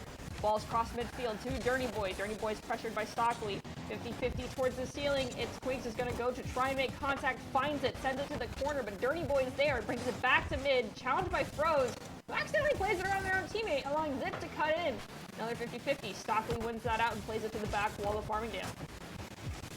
35 seconds left. Quinks puts a shot on that. It's a bit too wide here. Zip trying to take their time into their own field. Now off the sidewall. Is able to get the beat. Froze was not able to get the quality touch. Now it's Stokely. Stokely gets absolutely dunked here. It's up to Quinks to get a touch. Not able to get it done. Odo was able to get a touch, but it sets up Froze. Now it's Zip in the corner. Let's get demoed here. Stokely's now elevated, trying to get over one. Not able to get it over Otto. Quinks sent to the blue corner here. Zip puts it around the corner. The defense was strong enough. Froze in the final 2 seconds here.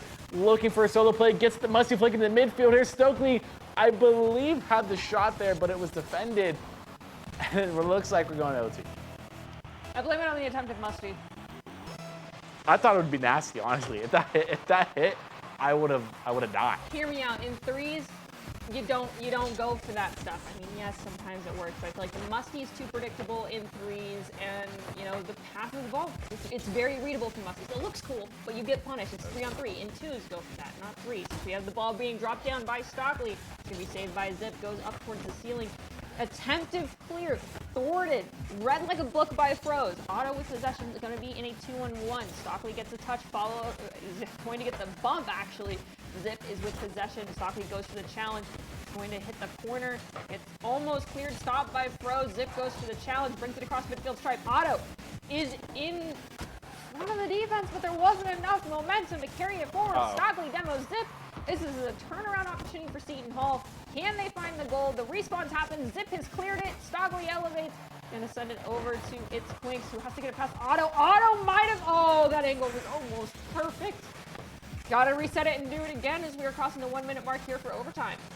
Absolute heartbreaking here, and more than anything, that mental fortitude And overall stamina is so important here. Froze able to get one, not able to get it over Otto. Otto's gonna get the dunk.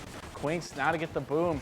Looking to get it over the heads of defenders. Farmingdale not able to get it past Zip though. Zip's gonna get the reverse backflip touch. Stokely to opt to go for the low pass here. Doesn't win the low 50. Journey Boy is able to get the 100 boost. Able to beat Froze. Froze takes the shot on net. It's way too wide here. Now falling off the ceiling here. Stokely elevates as well. Touches the ball down. Froze going to get one touch off the sidewall. It's going to be able to team cleared out by Zip and Otto. Now Journey Boy getting a bit of a fake there. Goes beautifully under two defenders and wins a 50 along with that as well. Now Stokely controlling the ball on the sidewall here. Really well played. Attempting to get it under Zip is not able to do it. Journey Boy now with possession. Quinks is able to get the 50 here. Froze is going to take over the ball. Looks to get a touch. Trying to get an interesting angle here. Quinks is a bit out of position. Stokely not able to put a quality shot on net, but now able to control possession here. And now is going to be able to beat out one defender. The pass in the midfield. Froze tried the pre-jump, but it's not going to work out. It's Quinks sends it to Stokely, who's not left that cherry-picking corner position. Pops it up over Journey Boy. Zip reads the mistake, pops it up, sends it to the corner. Quinks goes for the 50-50 against Otto. Neither one get great contact. Shot on goal from Stockley. Stopped by Dirty Boy. Otto in the corner, pushes the ball forward, gets it past Froze. It's Quinks, elevates to try and make contact. Doesn't make contact, but possession is lost for Farmingdale. Froze takes the shot, hits the top crossbar, gets the follow-up, but is bumped by a defender. Ball's going to go back towards midfield stripe where Stockley's waiting. It's in the air. It's opportunity for Zip to take a couple of seconds, but instead it's going to be, it's Quinks coming in, forcing them to get rid of possession. It's Froze, pops it up underneath Zip, plays it down under Otto. It does get cleared back to midfield. Stockley elevates to play it off the wall to themselves. It's Quinks comes in, plays it into the corner. Zips goes for the challenge, sending it to midfield stripe to Otto. He's challenged by Stockley. Stockley looking for an opportunity to find a clear for their team as we have now crossed the 3-minute mark where players start to get a little too anxious and start showing the signs of mistakes. Froze to get a beautiful 50. A big demo by Otto. It's Quinks. This could mess up the rotational. Stockley's going to make a quick rotational cut. It's going to save them a bit of time. Quinks up to Stockley. Stockley might be looking back down to Quinks. Not able to get the quality pass in midfield here. Stockley is able to get a touch. Dunked by Otto there. Might have worked out a little bit better in their favor there. Zip is going to get a flake. Froze attempts to get a demo here. Now it's up to Dirty Boy. Dirty Boy has possession and all the room to work with, but not a good enough flake to get past Stokely. Stokely's going to attempt to get around some defenders here. Not able to quite do it. Froze to get a 50. Quinks in an awkward position. Is going to make the cut to turn on the ball here. Journey Boy elevates, able to get a touch in the midfield here. Stokely looking for a double. Otto was there for the backboard defense. Now controlling it, attempting to get a pinch there. Froze off the backboard. Zip also with the backboard defense right now. Farmingdale's defense is an iron wall. Not able to get anything through. We're now past the 4 minutes and 25 second mark right now. Journey Boy attempting to get a touch or a demo there. Now it's up to Otto, trying to fall off on the ceiling, might be going for a dunk, not able to do it. Now Froze is in a lot of possession, able to get it past Journey Boy. They're attempting, but they're not able to. That is the third save by Journey Boy. Could be more than that too. Zips tries to give to Otto. Stockley says, no, it's my ball. He drops it to Froze, plays it off the back wall. Otto in the nick of time makes it in, sends it to mid. It's Quinks there. Otto follows back up, makes contact. It's Quinks, pushes it to the back wall. Defensive third for Sunny Farmingdale. Froze comes in. Ball pops up out of the corner. Dirty Boy looks to dunk it down. Has to play it past Stockley. Gets it past Stockley. Has Zip for a give and go if needed. Zip says, my friend, I take the pressure away. However, it's Quinks says, I return the favor. We have one down on each side. Froze carries it coast to coast, but is interrupted by Otto. Ball drops into the corner. It's Quinks. Looks for a second follow-up touch. Can't find it because Dirty Boy disrupted. Stokely with possession. Brings it down. Pinches it off the ground. Froze comes back in. Ball possession is lost for Seton Hall. It is now in the hands of Farmingdale as they go from their defensive third into the offensive third. Stokely is down. Froze will elevate. Push the ball back to midfield stripe.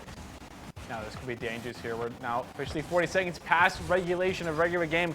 Stokely has to get to that ball quickly. Otto was able to get a bit of 50 there. Dirty Boy is also going to get 50 contests as well. The backflip. Otto to control the ball. Get it around one. Are they able to get around Quinks? They are not able to. Zip to send it up. Otto might be trying something interesting, but it's not good enough to get past Froze as they elevate off the backboard here. Now Stokely sending it to the sidewall. Otto has to get a read here. Does get the touch successfully. Stokely off the ceiling. Zip gets a beautiful read off the backboard here. So far, this entire OT, there has been solid mechanical play, both offensively and defensively. Even though there have been demos in the rotations, the touches have been good enough to keep both teams sustaining and alive. Stokely now going for the flip reset. Did get it, but Zip was able to get the defensive play there and keep Farmingdale alive. Now 6 minutes and 31 seconds into this OT.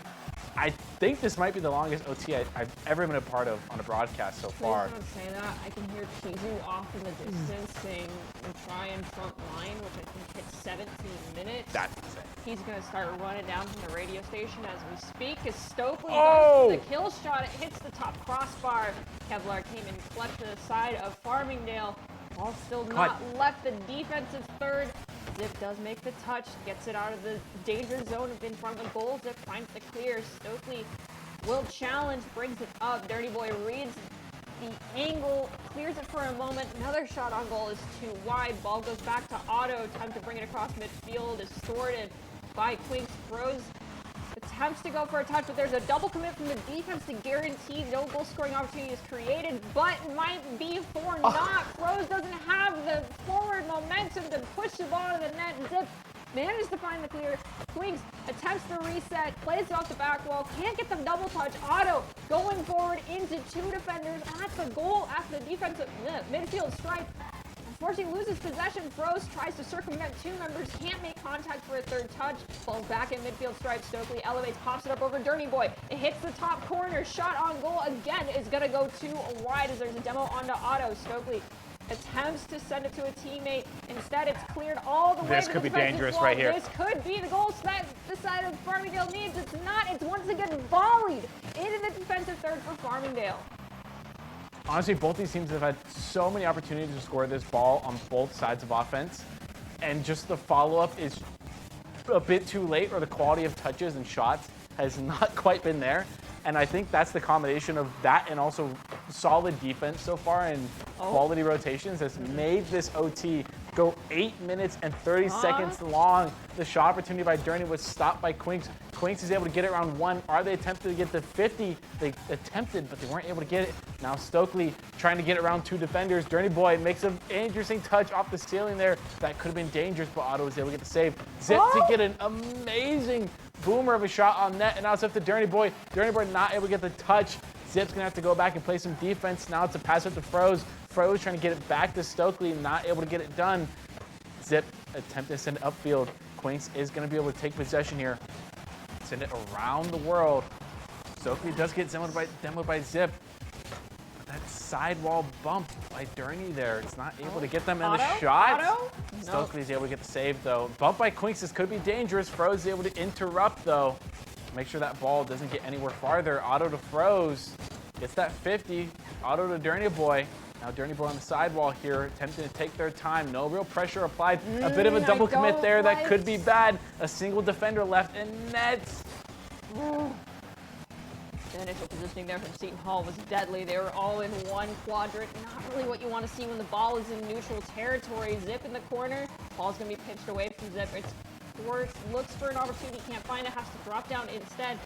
Zips doesn't make contact. Dirty Boy does. Dirty has to play it around Froze. Froze steals it away. Zips cuts back in, gets contact, but Stockley follows up. It's stolen again by Dirty Boy. It's Quinks comes back in, dunks it down in front of the net, but it's not going to hit the ground. Zips pushes it forward. Stockley plays it to the back corner, and it's going to be Dirty Boy pushing away one of those offensive players. Froze at the midfield, looks to challenge Zip. Zip does not go for a throwaway or a pass to a teammate. Froze with the possession, sends it to Stockley when pressure is put onto them. Ball is going to ride the wall back up to the midfield stripe. It's Quinks, brings it forward, looks for Froze. Holy cow! All right, I need to see the replay here because Quinks brings this ball forward. You look for the drop down to Froze, and Froze makes, it went to Zips first, but Zips clear just was right on target to Froze. And with that, Seton Hall is gonna walk away with their 3rd game victory, 10 minutes into overtime. Congratulations, y'all gonna keep your perfect record, but this is only week 3, technically week 2 on broadcast. So don't be too disappointed Farmingdale. There's plenty more to come. Everyone has to lose a game eventually. Oh yeah, everyone eventually has to go through it. And finally, I do want to mention Seton Hall finally finds a position there. Like so many times at that entirety of the game, honestly for both sides, where it just was the follow-up and the touches there were on point enough to where that's what allowed the game to go 10 minutes and 30 seconds at overtime. Absolutely insane. Personally, I think that's the longest OT I think I've been a part of on broadcast. I think that might be the longest OT I've been a part of, period. Maybe, possibly. But nevertheless, I think that's probably the best feeling for Seton Hall. Going the distance, losing game one, then taking 3 games on and winning a 10-minute OT is such a relieving feeling. I cannot imagine. Shooter game one as warm-up. But with that being said, that was a 10-minute long overtime. We casted roughly 3 games all in one. So with respect to both our voices, the players that are coming up, we are going to take a quick break. But before we do, we want to give a quick shout out to all of our sponsors. Thank you, Truth, Extra Life, Duncan, Monster, and Odyssey Elixir for your support here of Nace Star League. Don't go anywhere. We still have 2 more best of 5 matches of Rocket League to come. We'll be back here in just a few minutes. Breathe in and know that vaping nicotine can actually increase feelings of stress. Yet some vape companies get rich telling you it's a stress reliever. So let's call it what it is. It's a breath of stress air.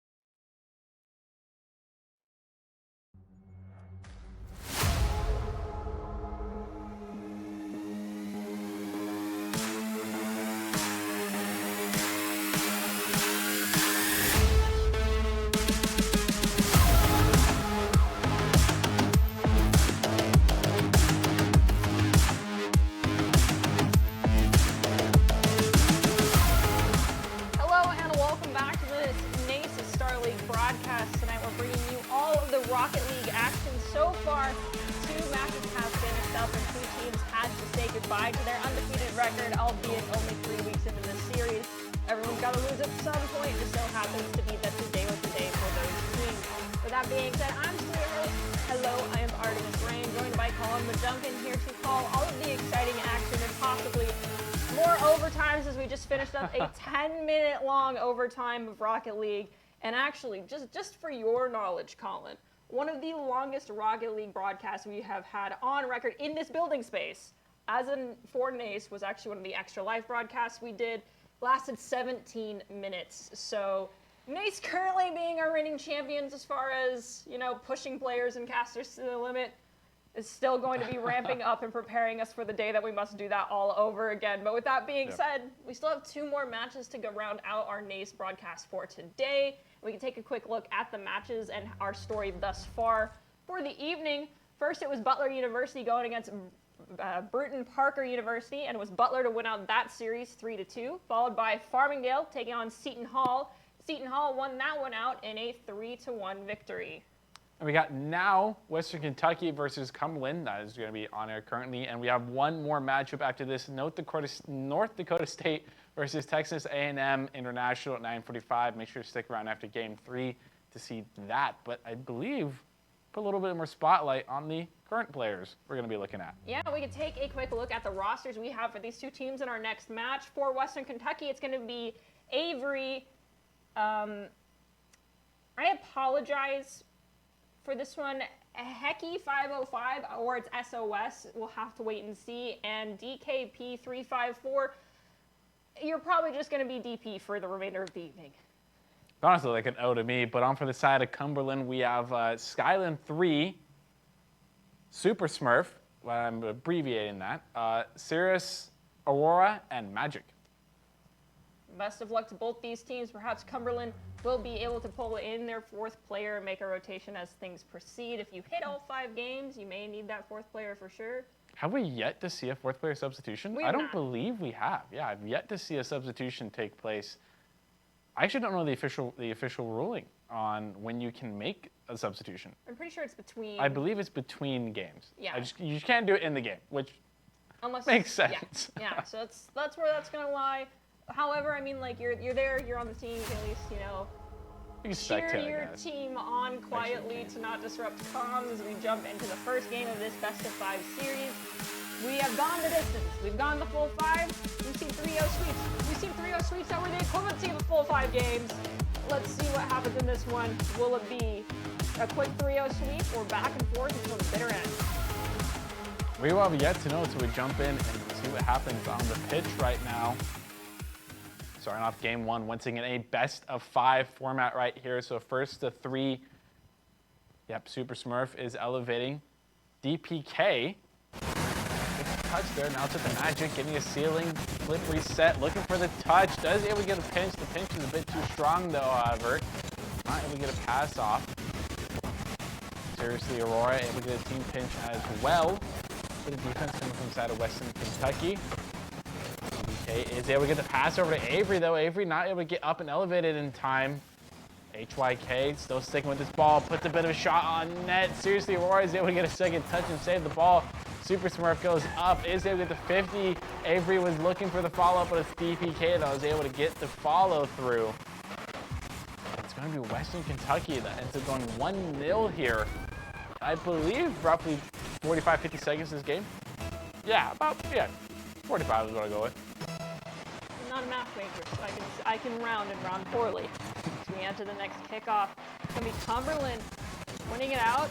Seriously, Aurora tries to give it to Magic, but it's disrupted in a 2-on-1. Now it's an opportunity for Magic to bring the ball forward. Super Smurf loses possession on the backboard touch. Seriously, Aurora pitches the ball with Texas, and at midfield, it's going to be a 50-50 drop down to Seriously Aurora. Seriously Aurora is going to beat, but does not have the boost to stick with it. Super Smurf is going to up to try and get there. Magic was on the defensive side, not able to get up in time to get a touch on that ball. HYK is going to be credited with the shot on net and the goal for it. Western Kentucky now up 2-0. Oh, these names are very hard for me to say very quickly. I apologize. As we go to the next kickoff, it is going to be a HYK to Avery. Avery can't find a good touch, allowing Magic to come forward. Makes contact, gets the flip reset. Looks for a dunk down off the ground. Oh! Magic! That was technically that was not a real Rule 1. A real Rule 1 is hood to hood. Okay. So it's breakable, Okay. but also shame on you. That was pretty gosh darn close, and things start going south, Magic. You know to win. You cast the bad juju. Now you've got to rectify the situation. Let's see if you can find a goal. You circumvented one, but can't find the touch for the second follow-up. Now a dog pile in the corner. It's 2-on-2. Magic with possession. Has it taken away by Avery, but Avery's pinched down in front of the net. Allows Seriously to come in, take a shot. It's going to be turned away. Avery is looking to battle it out. Away from Magic, is in the air, gets the first flip reset. That takes too long, and Super Smurf reads it as they enter the ground. Taking out one of Western Kentucky's players. We have a defender getting pushed out of the way. Magic attempts to go for the shot, but DPK manages to make the save. Oh, DPK now trying to get the follow-up here, trying to get it past Seriously Aurora. Was able to get the 50, now sticking with the possession, trying to get around to HYK. Avery's able to get the touch, sent to the corner here, credit with the save. DPK, now his possession of the ball, gets around one, looking to stick with it. Is able to win the 50 battle as well. HYK attempted to elevate there, isn't able to get the touch. Not Seriously Aurora, over Super Smurf. Super Smurf back to Seriously Aurora. Now both trying to stick with it, not a whole lot of boost, and they might get caught off foot, but they're able to get the last second save. Now it's Avery looking for a solo play, is able to get 50 out of it. Seriously Aurora trying to get the follow-up, gonna get the 100 boost as well. DPK elevates, is beat out by Super Smurf. Now it's Magic. Magic looking to get a sidewall touch, try to get a pass to Seriously Aurora. Seriously Aurora not able to do it. Super Smurf was able to get the touch off to the side before an open goal shot was put on net. Magic now take it slow. Trying to get down to the ground quickly. Super Smurf does get a pinch. Absolutely a boomer. Seriously Aurora is now elevated looking for the double. HYK was there to interrupt. DPK now sent to the corner. Magic trying to get the read off the ceiling. Super Smurf elevates as well. Trying to recenter this for a teammate. HYK looking to get the clear. Is able to do it. Magic able to get the touch around them as well. Looking for the double. Isn't able to get it. Seriously Aurora elevates. Able to beat out DPK. Was able to get the flip reset as well, but not enough boost to follow the plan out. Super Smurf in the corner has to take off in the HYK, and HYK is not powerful enough at the moment. Super Smurf sends the ball back, attempted to give it to a teammate, plays it around one of the defenders, doesn't have the speed necessary to make it into the net in time when no one was home. Now it's a breakaway opportunity for the side of Western Kentucky. They bring it forward, play it off the back wall. There's a whiff on contact. It's back to midfield. Magic looks to dunk it up and over with the assist from Super Smurf. That is going to be a goal in favor. Oh my gosh, my brain just broke. A bit of a self-owned goal there from the side of a Western Kentucky defender. Magic got a little lucky. The bad juju is yet to strike you yet, but I mean, Cumberland is still trailing by one. that is true. And they're down to 30 seconds on this right here. Seriously, Rory does get bumped with the ball. Super Smurf was elevated, trying to get a shot on goal. Is able to get a bit of a clear to the sidewall. HYK caused a bit of a distraction. Now it's Magic. Trying to pull a little bit of a fancy move. Avery is there to play the sidewall defense.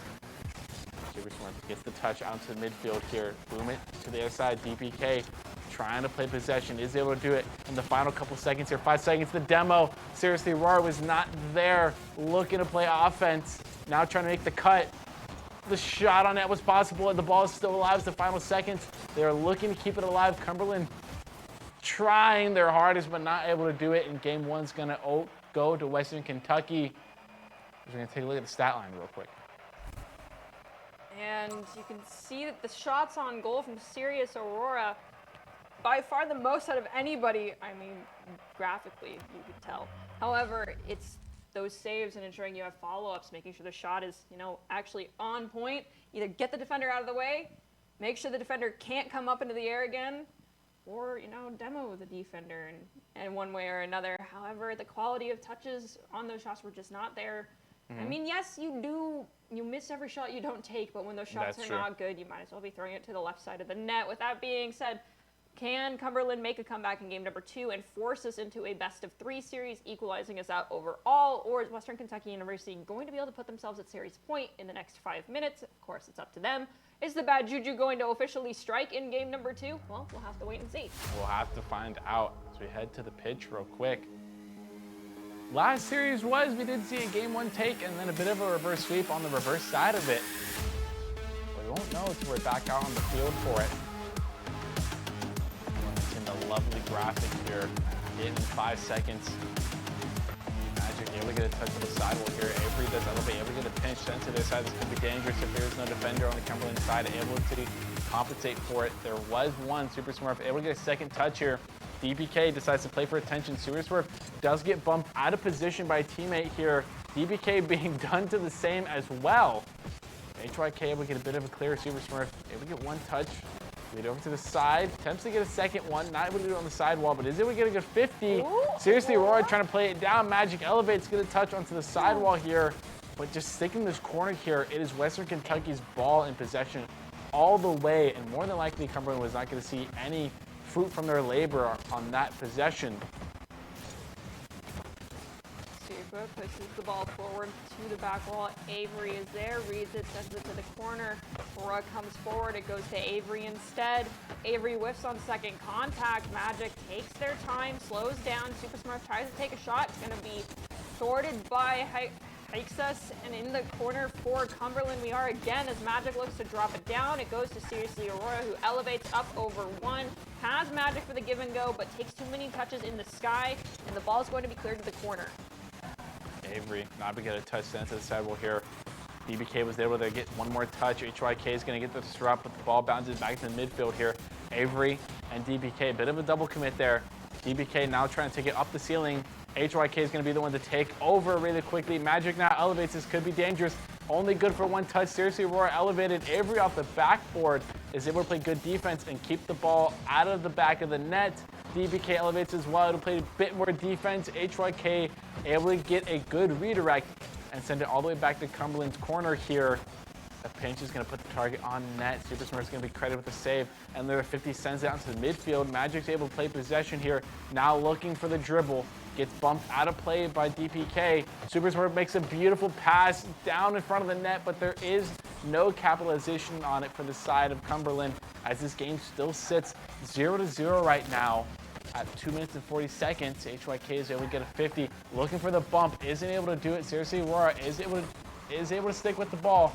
There was only one defender on the side of Western Kentucky, but not anymore. DBK is going to be the one to commit to the elevation. Not able to do. Avery beautifully times that out and plays really good defense. It's up to HYK. HYK either missed or got bumped there. Either way, the 50 gives possession right back to Magic, who's going to send it on the sidewall. Avery did make the read there. HYK to send it back, looking for the recovery. He's able to do. Avery's in the midfield. Oh, but backflips and is not able to capitalize on the great pass into the midfield here. Avery taking time. Is beat out, those could be dangerous. HYK only good for one touch. DPK is going to be able to pick up slack though. A good low 50. DPK still in possession. Gets the bounce around, trying to get over Magic. Now Magic has a ton of room to work with and not a whole lot of defenders to work against on the Western Kentucky, but Avery is going to be able to play a bit of heroics and save the ball. Now down to 1 minute and 35 seconds left. Western Kentucky has been able to survive everything Cumberland's been able to throw at them so far, but this could be the one. It is not. The shot by Super Smurf was just a tad bit late at Avery from the top of the backboard. Another heroic save.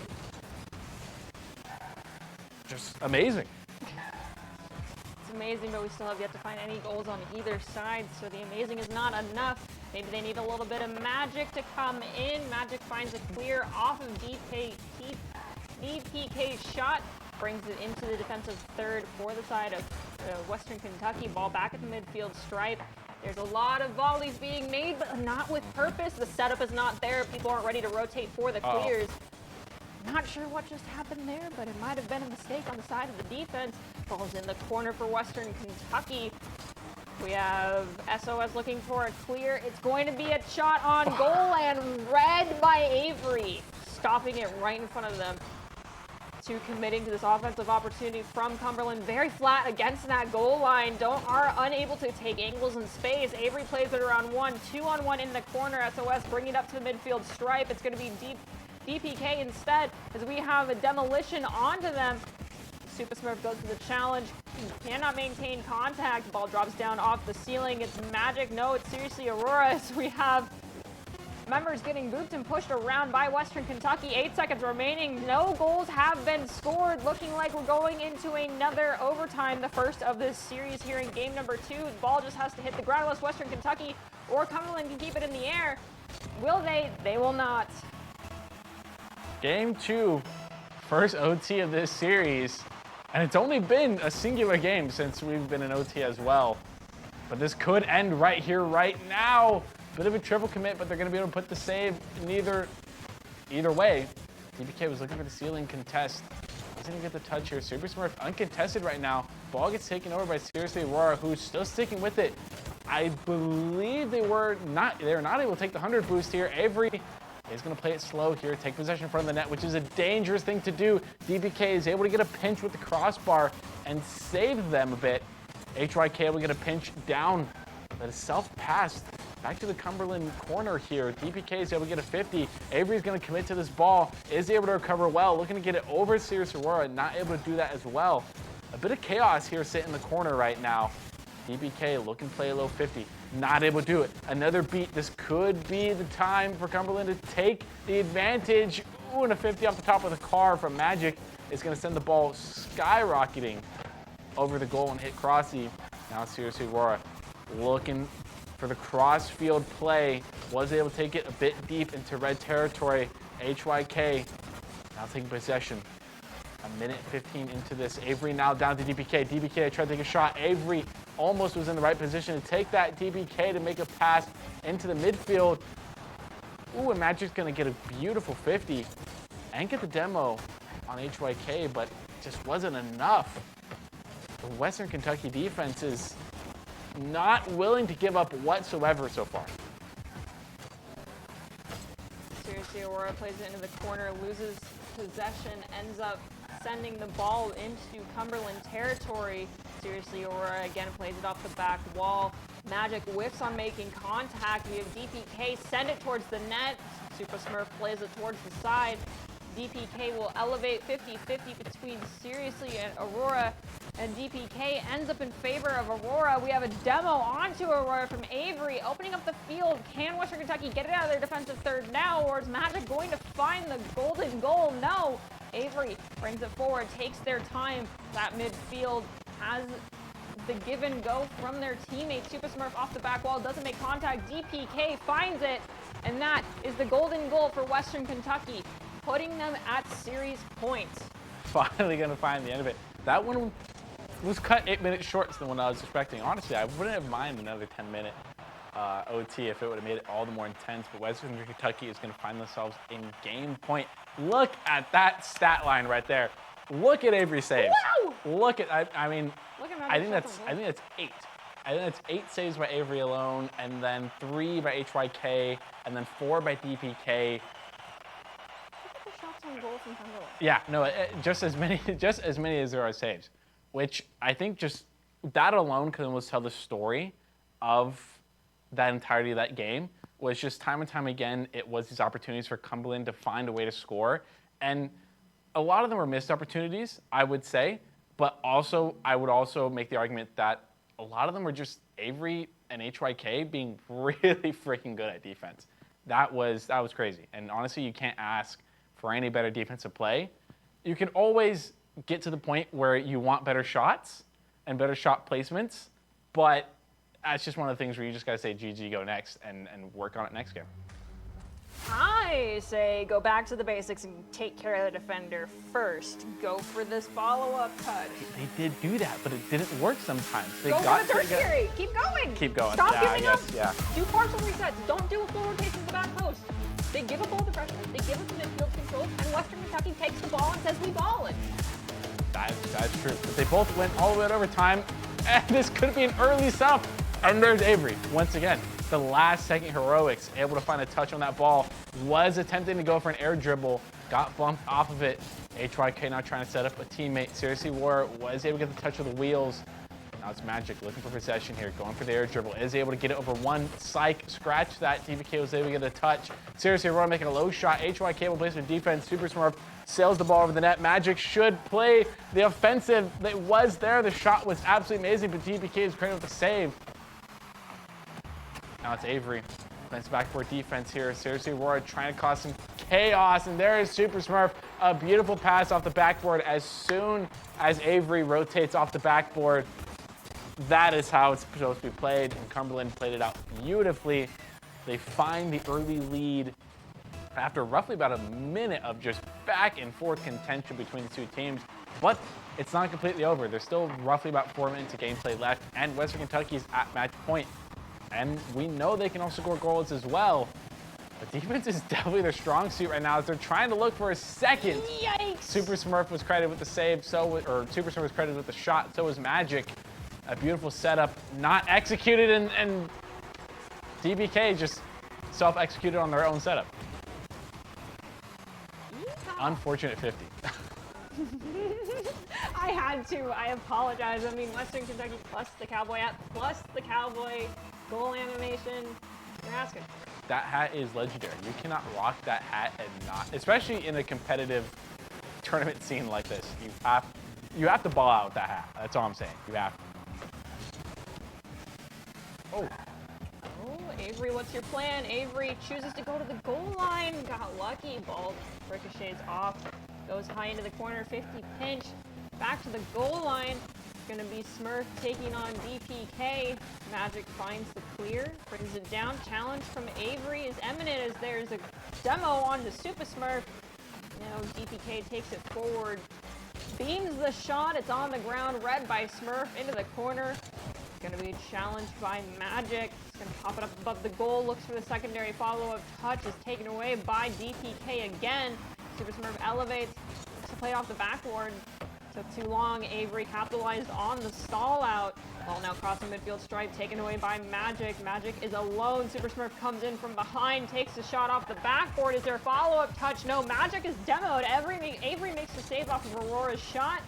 Ball goes back in the defensive third for Western Kentucky. We're tied one aside at the halfway point. Who's going to put themselves in a lead? Will it be Cumberland right now off the shot? No, Avery will yet again make another save. Oh, and there it is. Off the corner ball pass. Not much time left there.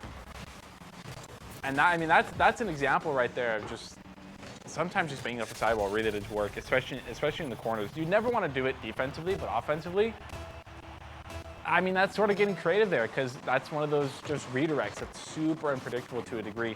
And unless you're out in front of it, it's going to be really hard to make a defensive assumption play on it. HYK was able to get a 50 here. Cumberland does hold the lead. Just about to be under 2 minutes here.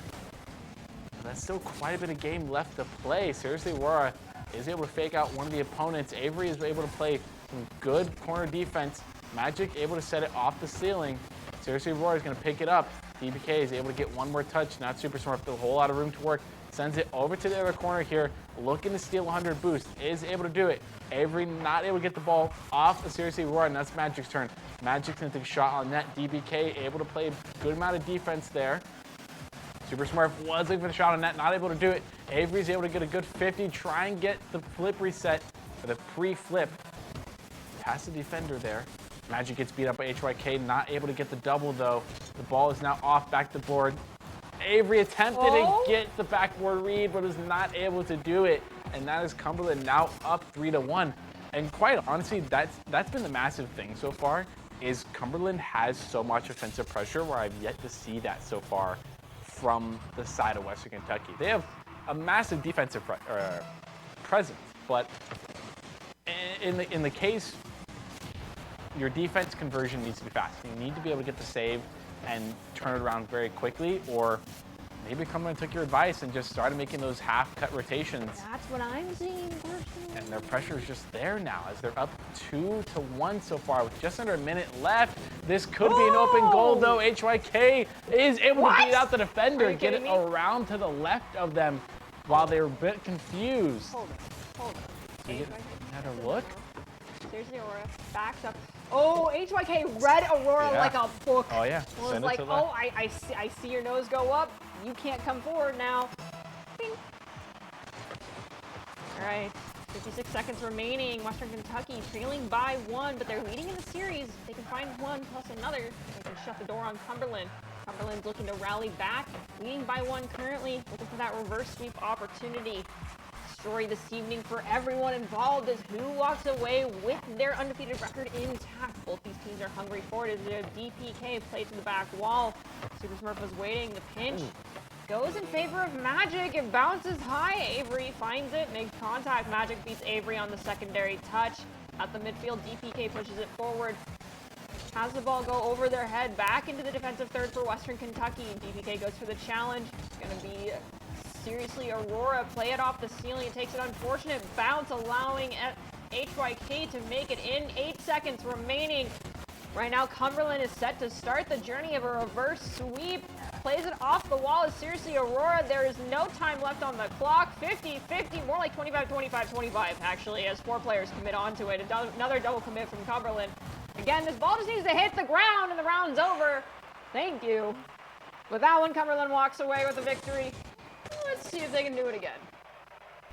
Gonna go a game longer here. We did see Western Kentucky see a bit of life at the very end of it. Just look at the stat board that's on that right there. The amount of black shots on net right there that is representing the side of Cumberland is insane compared to the side of Western Kentucky in red on the blue side.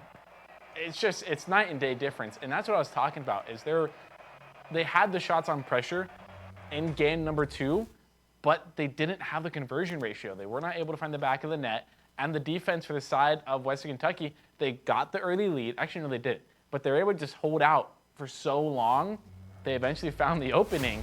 And I almost feel like their strategy is almost to gas Cumberland right now, the Phoenixes. But it didn't work in game 3. Personally, I think Cumberland recognized their use of midfield space too frequently. I mean, yes, they had a lot of shots on goal in the previous game, and the one we just watched, they definitely did. But more of those shots were happening further back, almost closer to the midfield. I wish we could do a compare and contrast, but we can't. And you could tell that they weren't fully backing off. They weren't just giving away field space for free. They told Western Kentucky, you have to earn it. Now, right now, they are the ones in control as we have seriously Aurora finding the first goal in this series. 22 stood. I can math. 32 seconds into the game. Good shot, good read off the sidewall there, off that corner bounce. They're finding their game and finding their groove right now. DBK to get the 50 there. Avery trying to get the sidewall bounce. Is able to get the pinch. HYK might have a shot, was putting it in the correct position. Magic was there to play defensively correct, and Magic gets a beautiful 50 and is going to just absolutely beat out the remaining defender and find an open net. We see, oh, actually just completely just speed dipped them. Mm-hmm. That's the first goal from Magic we've seen thus far, so we can say that the bad juju is going. The bad juju, yeah, the bad juju is gone. Yeah, maybe that's right. Maybe that's what it was. You broke the technical rule 1, and that's why he dropped 2 games. But I don't think entirely. You still got to earn it. But so far, Cumberland's looking in a pretty good position. 2-0 so far. But 4 minutes left as everybody's looking to put one more on the board, not able to do it.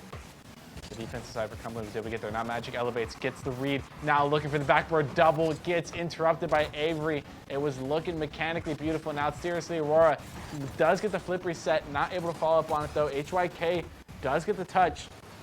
Super Smurf from the sidewall here was able to deflect off the backboard. And DBK gets a beautiful read off the front of their car here. Taking a shot on net. It's going to find the back of the net as well.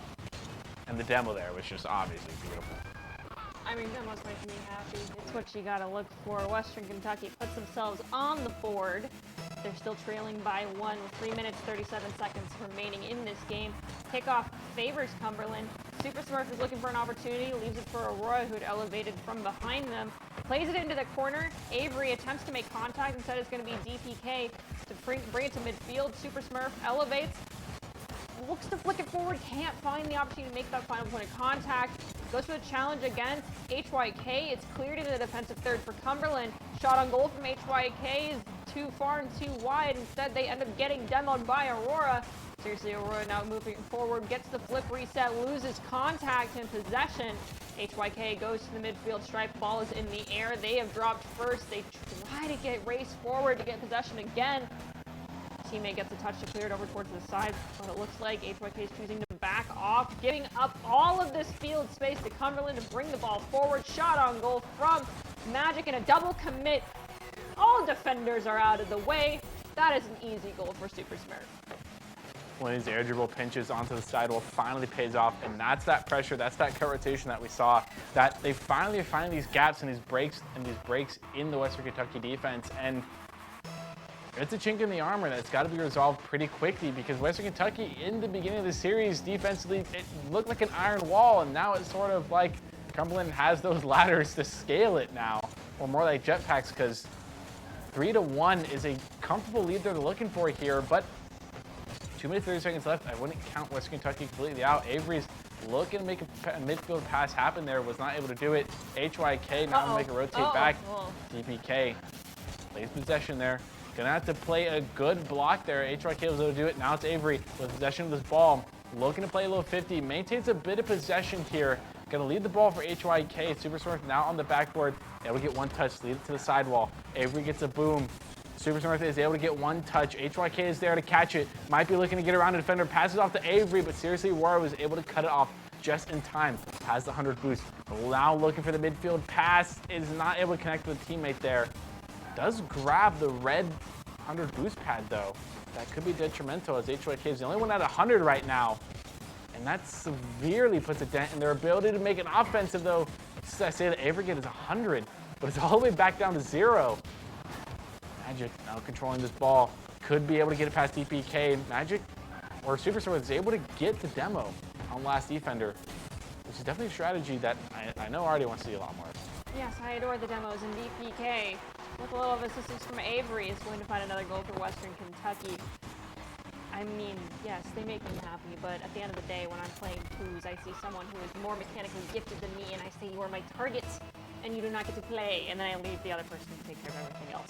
Whether or not they're happy with me, I don't know. But in threes, I feel like so long as you're not misplacing yourself to get these demos, they can be very advantageous. But like we saw earlier today, sometimes a demo opens up the goal because you were supposed to be the one in back post. We got DPK going for the kill shot almost immediately off kickoff.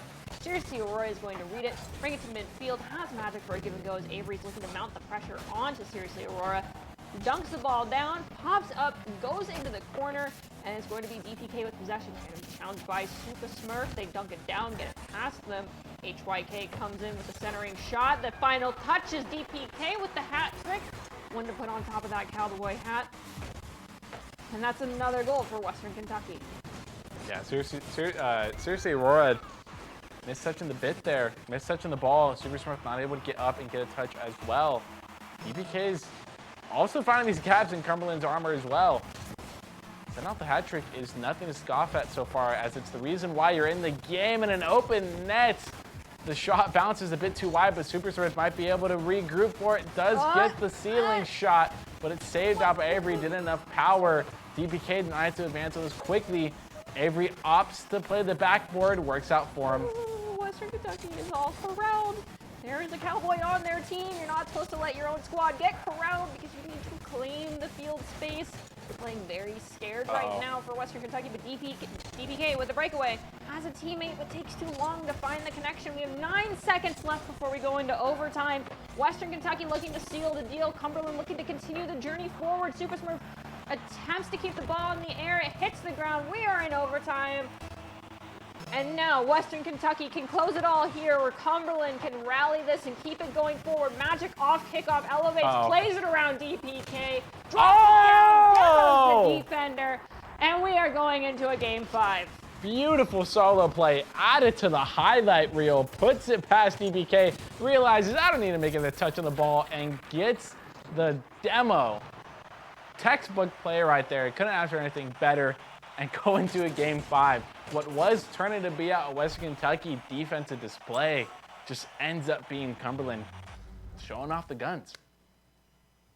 Now is the end-all, be-all, winner-take-all. I mean, if you're gonna ask to lose out your undefeated record. I have to keep saying that because this early on, it's not terrible to lose it. It happens. But if you're going to lose it, let it be fighting tooth and nail to the bitter end. Oh yeah, 100%. Never let yourself get off the digital field, so to speak.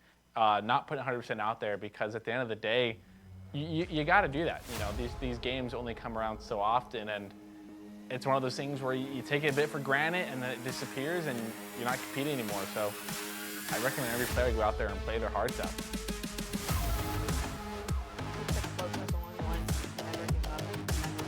Something along those lines would make it Rocket League is all I gotta say as we jump into game number 5, winner take all, 10 seconds in, ball's going into the defensive third for Cumberland. It's gonna be Seriously Aurora coming for the challenge, pops it up to Magic.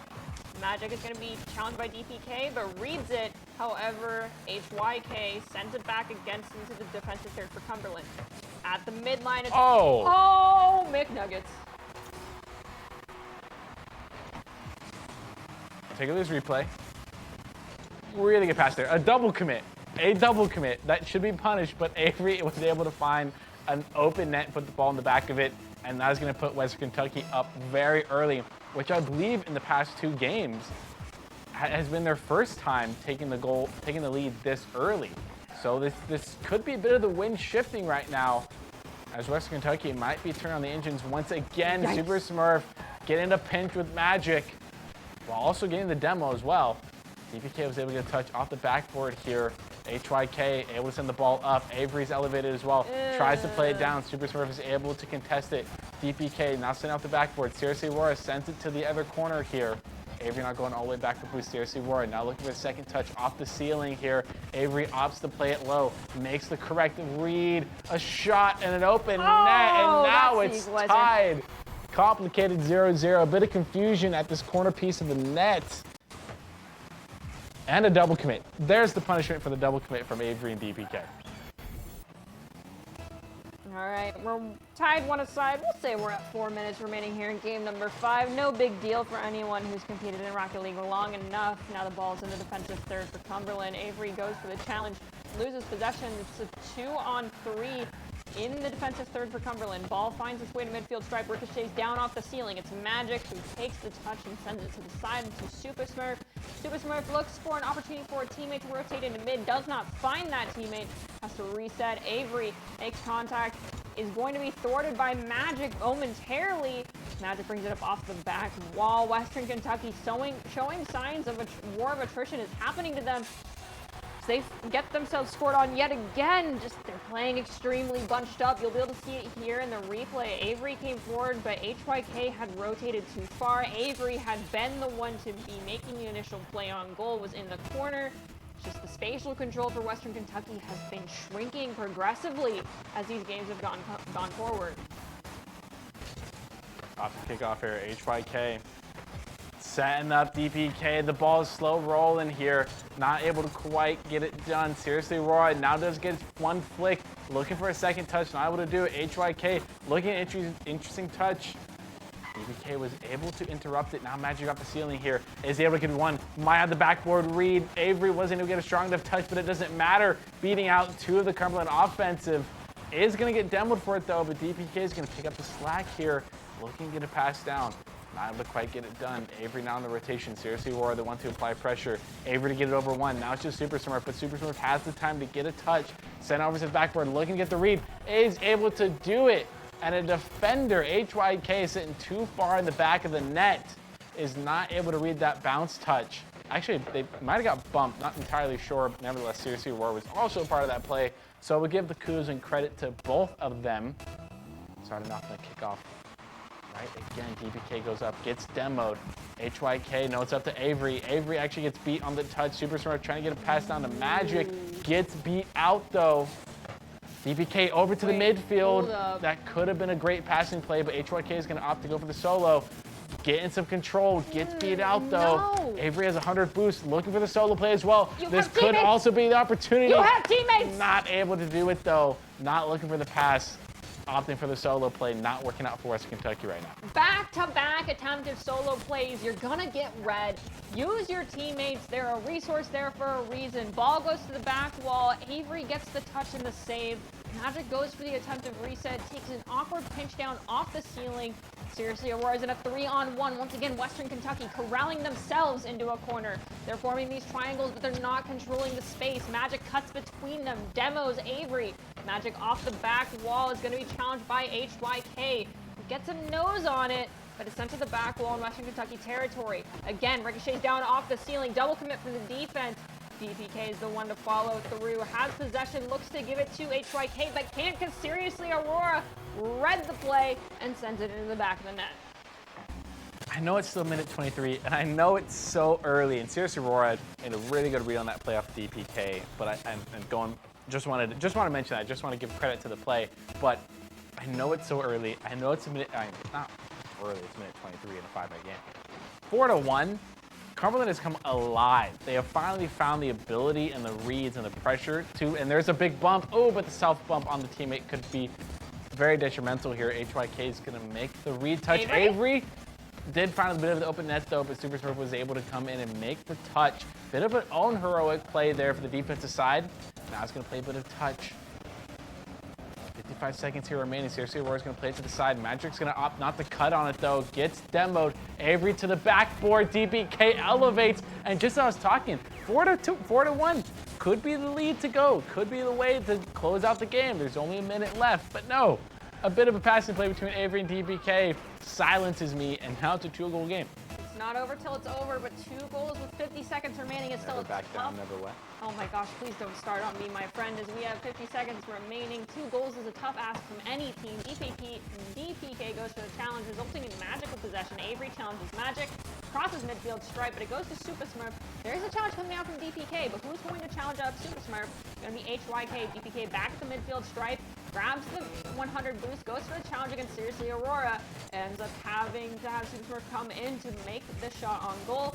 Avery drops the ball down to HYK, takes the shot, but Aurora reads it, brings it to the side. DPK goes for the challenge. Seriously Aurora is undeterred, pulls the ball back down. Avery makes contact, sending it over to the side to HYK. DPK attempts to elevate on this pass, can't make contact, falls in the defensive third for Western Kentucky. You see the timer on the screen. We have 3 seconds remaining. At this point, Western Kentucky can find 1 goal for morality. Oh! No way. It's so unfortunate to find that goal right there. You finally found the lucky break. You found the one, but at the same time, it also ends the game. I mean, at least you get to say you only lost by 1 at the final game, but still such a heartbreaker for Western Kentucky to have a reverse sweep, and a massive congratulations to Cumberland to have the fortitude to go through that entire series and still find the ability and to make the adjustments to come back and win it and keep their unbroken streak. So far, game 1 has been more of like teams testing the waters this evening. Yeah. And of course, we still have 1 more series after that one. Will it go the distance? I do not know. But with that being said, we do still have at least 3 more games in our back pockets to come. But before we jump into that, we want to give a quick shout out to our fall 2023 partners and our newest sponsor, Truth. Truth Initiative is America's largest nonprofit health organization dedicated to a future where tobacco and nicotine addictions are things of the past. For more information about the effects of vaping on mental health, visit breathofstressair.com. And also, we want to give a thank you to Extra Life. Join our Extra Life webinar on Monday, September 25th. Hear from college esports clubs with fundraising experience and learn how you can help raise funds for your local Children's Miracle Network hospital. Webinar participants will also be automatically entered to win prizes. Support Extra Life to play games and change kids' lives to change the future. Thank you so much to Truth and Extra Life. With that being said, we are going to take a quick break and jump back with our final best of 5 series. So don't go anywhere. We're back here with more Rocket League action to close out the night. See you in a little bit.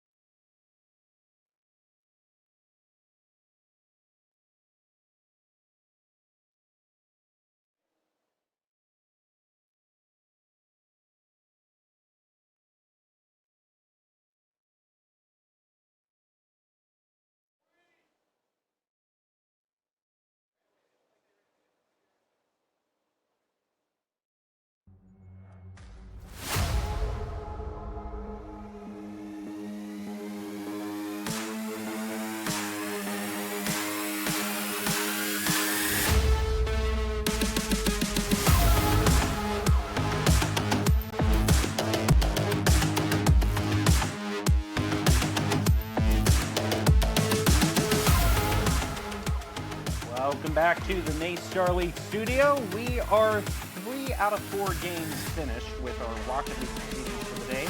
Now we have just one more match to close it out. I'm your host, Jim Palmer, and by Colin the Jump, all the action for you today. And so, Colin, first I've really just kind of got to congratulate you on your endurance for those past few games. I was taking a break, but oh my goodness, both of those games, they were a marathon. They were marathons. The first one just turned into like just this one long stretch of thing and then a reverse sweep. But I love to see the players be competitive at the end of the day. And, you know, if that takes me sitting through and suffering a little bit, then I'm happy to do it because, you know, they're playing their hearts out and that's what they deserve. Well, we were asking for something more than last week's 3-0 sweeps, but maybe we bit off a little bit more than we could chew in that regard. Oh, yeah. Let's take a look at the final matchup that we have here tonight, though. We got North Dakota State going up against Texas A&M International, and I have a feeling this one might go long, too, because you always got to respect a school that cares enough about the game they play to make a custom logo for it. Yeah, no, it is a little scary, and whether that was in-house or that was external, the work is amazing. But yeah, I do 100% agree there. It's a bit intimidating, but also Texas A&M International. I don't know. I feel like if I hear the words international, I'm also a little intimidated there because I'm like, oh, who you got on the team that's international for a second. Well, as the weeks go on, the teams that we showcase have a better win-loss record. All of these teams so far are undefeated, and the way that they've been playing so far today has certainly reflected that. Speaking of teams, let's take a look at the lineups that we have for each team. Looks like we also have the opportunity for a bit of subs to come in every now and then. So, for North Dakota State, if I'm to believe the words on screen, it's K-Tool, Remzik, Heat Assassin, and Shaven.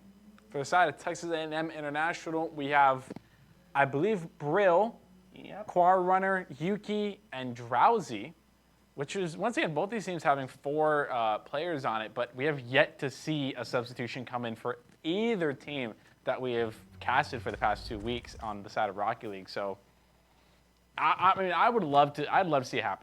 I'd love to see a substitution. Another sign that these schools might take Rocket League very seriously, they have custom logos and backup players as well. So yeah.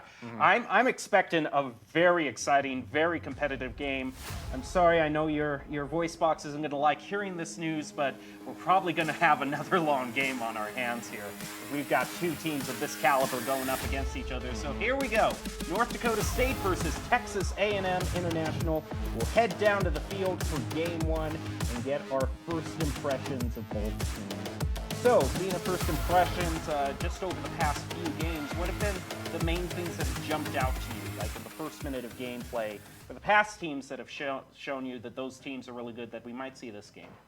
Not a whole lot of double commits. I mean, last game was a defensive and offensive showcase of really just 2 polar opposite teams on both sides, of one being exceptionally amazing at offense, or just like North Dakota State, starting off incredibly strong, starting 1-0 in the game, and also one being the other polar of completely defensively orientated and not having an offense, but clearly Cumberland was just on a different level when it came to that. But at the start of it, 8 seconds in, I can't really have no tall tale for you. K-Tool going for a little bit of a double, or not a bit of a double. Bit of a read there. Remzik's now making the commit to the play here right now. Yuki also going to play a bit of corner defense. K-Tool now making the read off the sidewall. Drowsy elevating. Remzik's now up there as well. Heat Assassin's going to play down to K-Tool. What amazing pass there, but K-Tool is not able to stick with it. He's going to play a little bit of midfield defense here. Oh, what a beautiful touch by Drowsy. He's going to make that interruption. The redirect is very difficult to read from that speed that close. Yeah, that's just a split-second move, and that's going to propel Texas A&M International into a tie. So we basically reset the game almost a minute in. Quar Runner is going to get the first touch off of that kickoff. Drowsy quickly following up with the shots high off the backboard, back to midfield. Quar trying to drive it in himself, just once again, just spikes it down just a little bit too fast. Not going to find the goal. Texas A&M still tied. Remzik not having a whole lot of boost here, trying to make a pass happen. Drowsy on the sidewall here, has to go for a 50 play, gets beat. Is there somebody back in rotation to make the touch off the sidebar, off the crossbar? Drowsy's not going to elevate, actually going to leave it to Yuki. K-Tool now going to make a read here, boom it to a Remzik on the other side of the field. Drowsy's there to intercept it though. Heat Assassin now up, passing over to Qua Runner. Bar now trying to get the read, is able to, and add it to the highlight reel. The double touch of the sidewall read is insane. There's only K-Tool who has the possibility of saving that, and he goes too low. I just don't think he was expecting, Bar just to take it all the way himself. I'd have thought he was playing for someone to follow up. Right now, though, on that 50, Quar wins it. Back pass toward Drowsy. K-Tool's going to pepper a shot on the goal, but Yuki reads it and gets the side control back for Texas A&M. Yuki makes a bit of a cut, drifting on the ball. Remzik now trying to control it, gets one, looking for second, going for third. Quar is going to get the beat though. Heat Assassin not going to make a good touch on this ball quickly. Drowsy makes a second touch, is able to keep possession, gets right at one. Yuki looking for the touch to get the shot on net, is able to do it. Bar Runner was attempting to keep possession. Here, Assassin is going to steal it though. Trying to get a shot on net. 2 minutes and 50 seconds into this game. Drowsy's also going to get the beat. Getting the dunk. Heat Assassin now getting control in their corner, biting off some time, just chewing away the clock. It's only realistically a it is a 1-goal game here so far, so there's not a whole lot of pressure on the side of North Dakota, but the quicker they can put one on the board and tie up this game, the better. Well, I imagine Texas A&M is looking to put one more to their buffer lead. All things considered, the shots on goal are pretty even between the two teams. Texas A&M International trying to make another shot on goal, but ball's way too slow for that to be counted as one. K-Tool going up against Drowsy. Both of them get a slight touch on it. The ball continues going to North Dakota State goal. Heat Assassin puts a shot on goal. Yuki was there to save. A whiff from the goalie. Quar has to rotate in for another save. Yuki just barely gets the touch on Remzik's shot to deflect it. Now Texas A&M is on the counter attack. K-Tool puts a shot. Texas A&M going to have to rotate back to answer it. Heat Assassin moving it around the corner, trying to center. Yuki pops it up in the air. Remzik is going to push it off to the side. Right now, both teams are going to trade back and forth. K-Tool gets a demo onto Yuki. They are trading back and forth in terms of their shots. Remzik trying to take it to goal by himself. He gets blocked, and the ball's back to mid. Really good timing there by Quad Runner to not really just get the 15, potentially outplay it in front of your own net, but to get the read and play it past and off the backboard there. Yuki is able to get the touch as well, but K-Tool was able to get a soft touch, but gets dunked on. Heat Assassin now trying to make possession. Drowsy gets the touch. Quire Runner from the other side of the field, looking to get the shot on net. Yuki going for the double, hits the crossbar, and able to do it. Drowsy just straight up 50-50s it in front of the net. And now about under a minute here, K-Tool, just almost barely makes their own goal. Heat Assassin attempts to take a shot, is able to do it. Remzik gets a 15 to the midfield here. Giles Dina looking for a double. Could be an opportunity to put one more on the board. Did get the second touch, but wasn't able to do it. But Quar Runner was there to make up for it. And the follow-up there, really well outplayed by Texas A&M. Very unfortunate double commit there by North Dakota State. Both their goalies went at it. No one left for the follow-up, and by the way, Texas A&M's been playing and rotating so well. They better, basically at this level, think of it as a rule of thumb that there's always going to be a follow-up.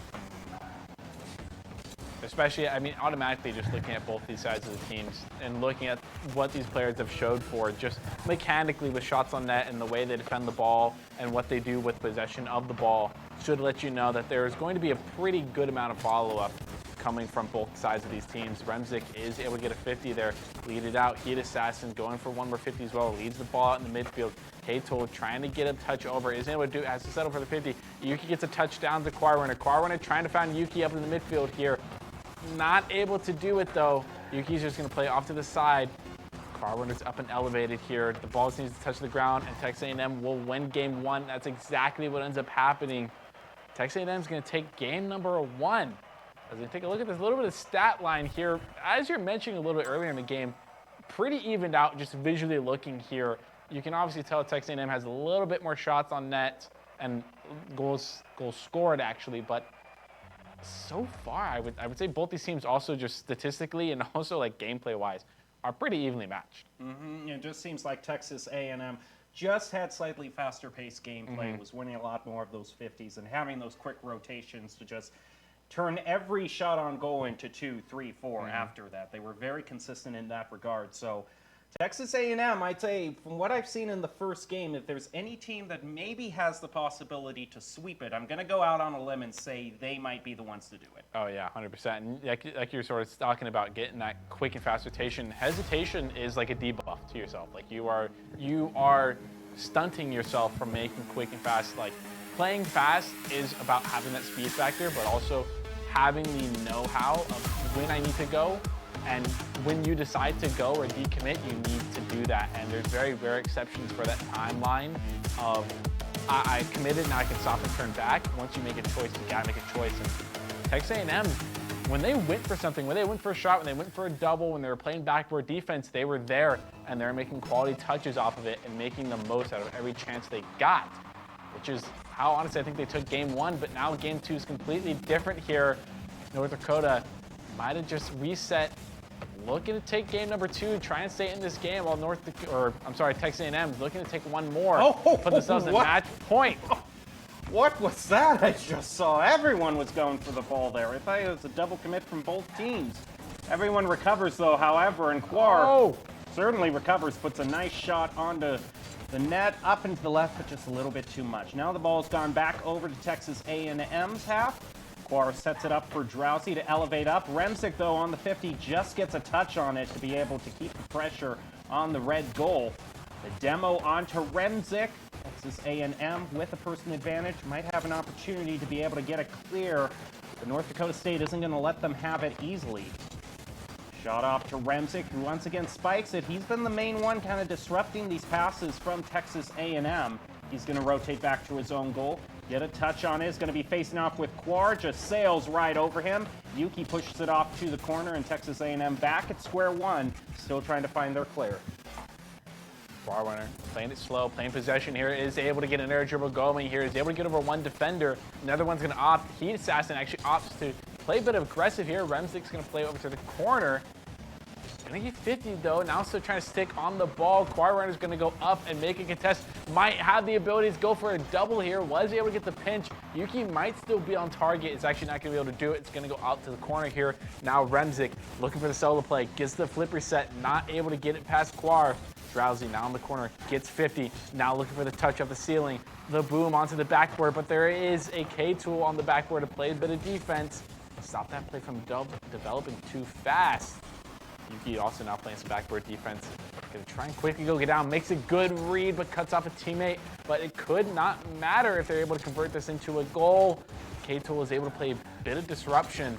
Gonna send it right back over to the red defensive corner. Yuki able to play smart, play slow. Gets bumped off the ball, though. That could be dangerous. Heat Assassin is gonna pay for their life, though. Off the corner read. Quar is able to send it to the green corner.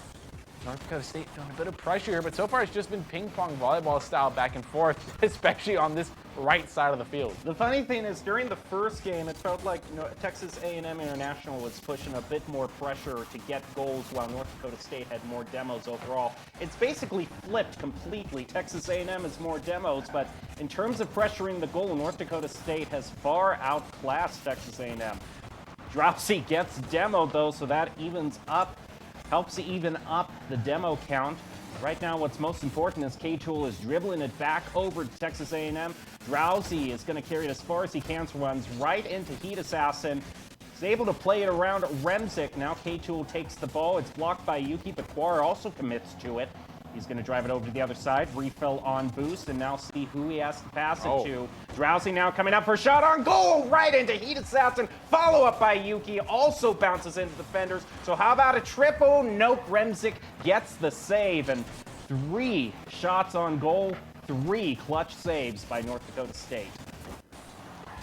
Clutch saves nonetheless. Absolutely amazing to see happen. Heat Assassin credited for another save that last second. Quar Runner's gonna get a boom past Heat Assassin. Heat Assassin now on the back foot here. Quar Runner make a touch off the sidewall. Yuki's gonna be the one to cut that rotation, make the shot attempt, sends it over the green corner nonetheless. Quar Runner up and tries to get a touch on the ball, finds themselves actually in the correct position now. Off the backboard, this could be dangerous to defend. Remzik is not able to get a touch, but Heat Assassin's going to take over the ball. Now playing for possession, was going for a flick, is going to get beat out though. Remzik going to get a clear. Pass one. Yuki's the only defender here, looking for a cut play, opts for the low, not able to do it. Still sitting at a 0-0 scoreline right here at 50 seconds. Drowsy gets over one off the backboard. Remzik's able to play good defense. Now Quarren with the shot, puts it right on Remzik. Is credited with the save as well. That's the third save for them off the backboard once again. Texas A&M has a lot of pressure so far, but the couple of shots that they have been able to put on target have unfortunately been right where a defender is. North Dakota State had a lot of side control in the first half, but not too many counted, at least by the game standards, shots on goal for there. Texas A&M has really come alive in the last 2 minutes, but it's been the defense of North Dakota State that's kept them in the running. Yuki's now going to pass down toward Quar, maybe an attempt for a buzzer beater. He's got to play around two. The follow-up by Drowsy, double commit from Texas A&M. Maybe one more chance for one more shot. It's going to be in the air by K2, hit the ground, and we're into a 0-0 overtime. Well, it wouldn't be a nice game without a bit of OT, which I believe, I know at least there's three. been more than a bit I of know, OT today. I know at least the 3 games that I've been on, there's been an OT in every series. Quar Runner had the opportunity to put the shot in the back of the net, but there was too much defense and not enough speed on that shot to get in the back of the net. But Drowsy might have the opportunity. Now off the backboard, Heat Assassin on a bit of a flat foot was able to rotate correctly though.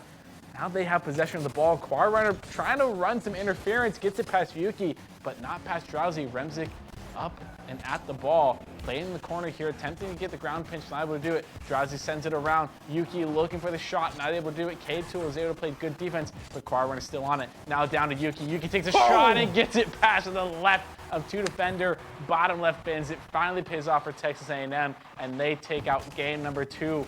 And I believe sub a minute OT? Yeah, first one today. How about crazy. that?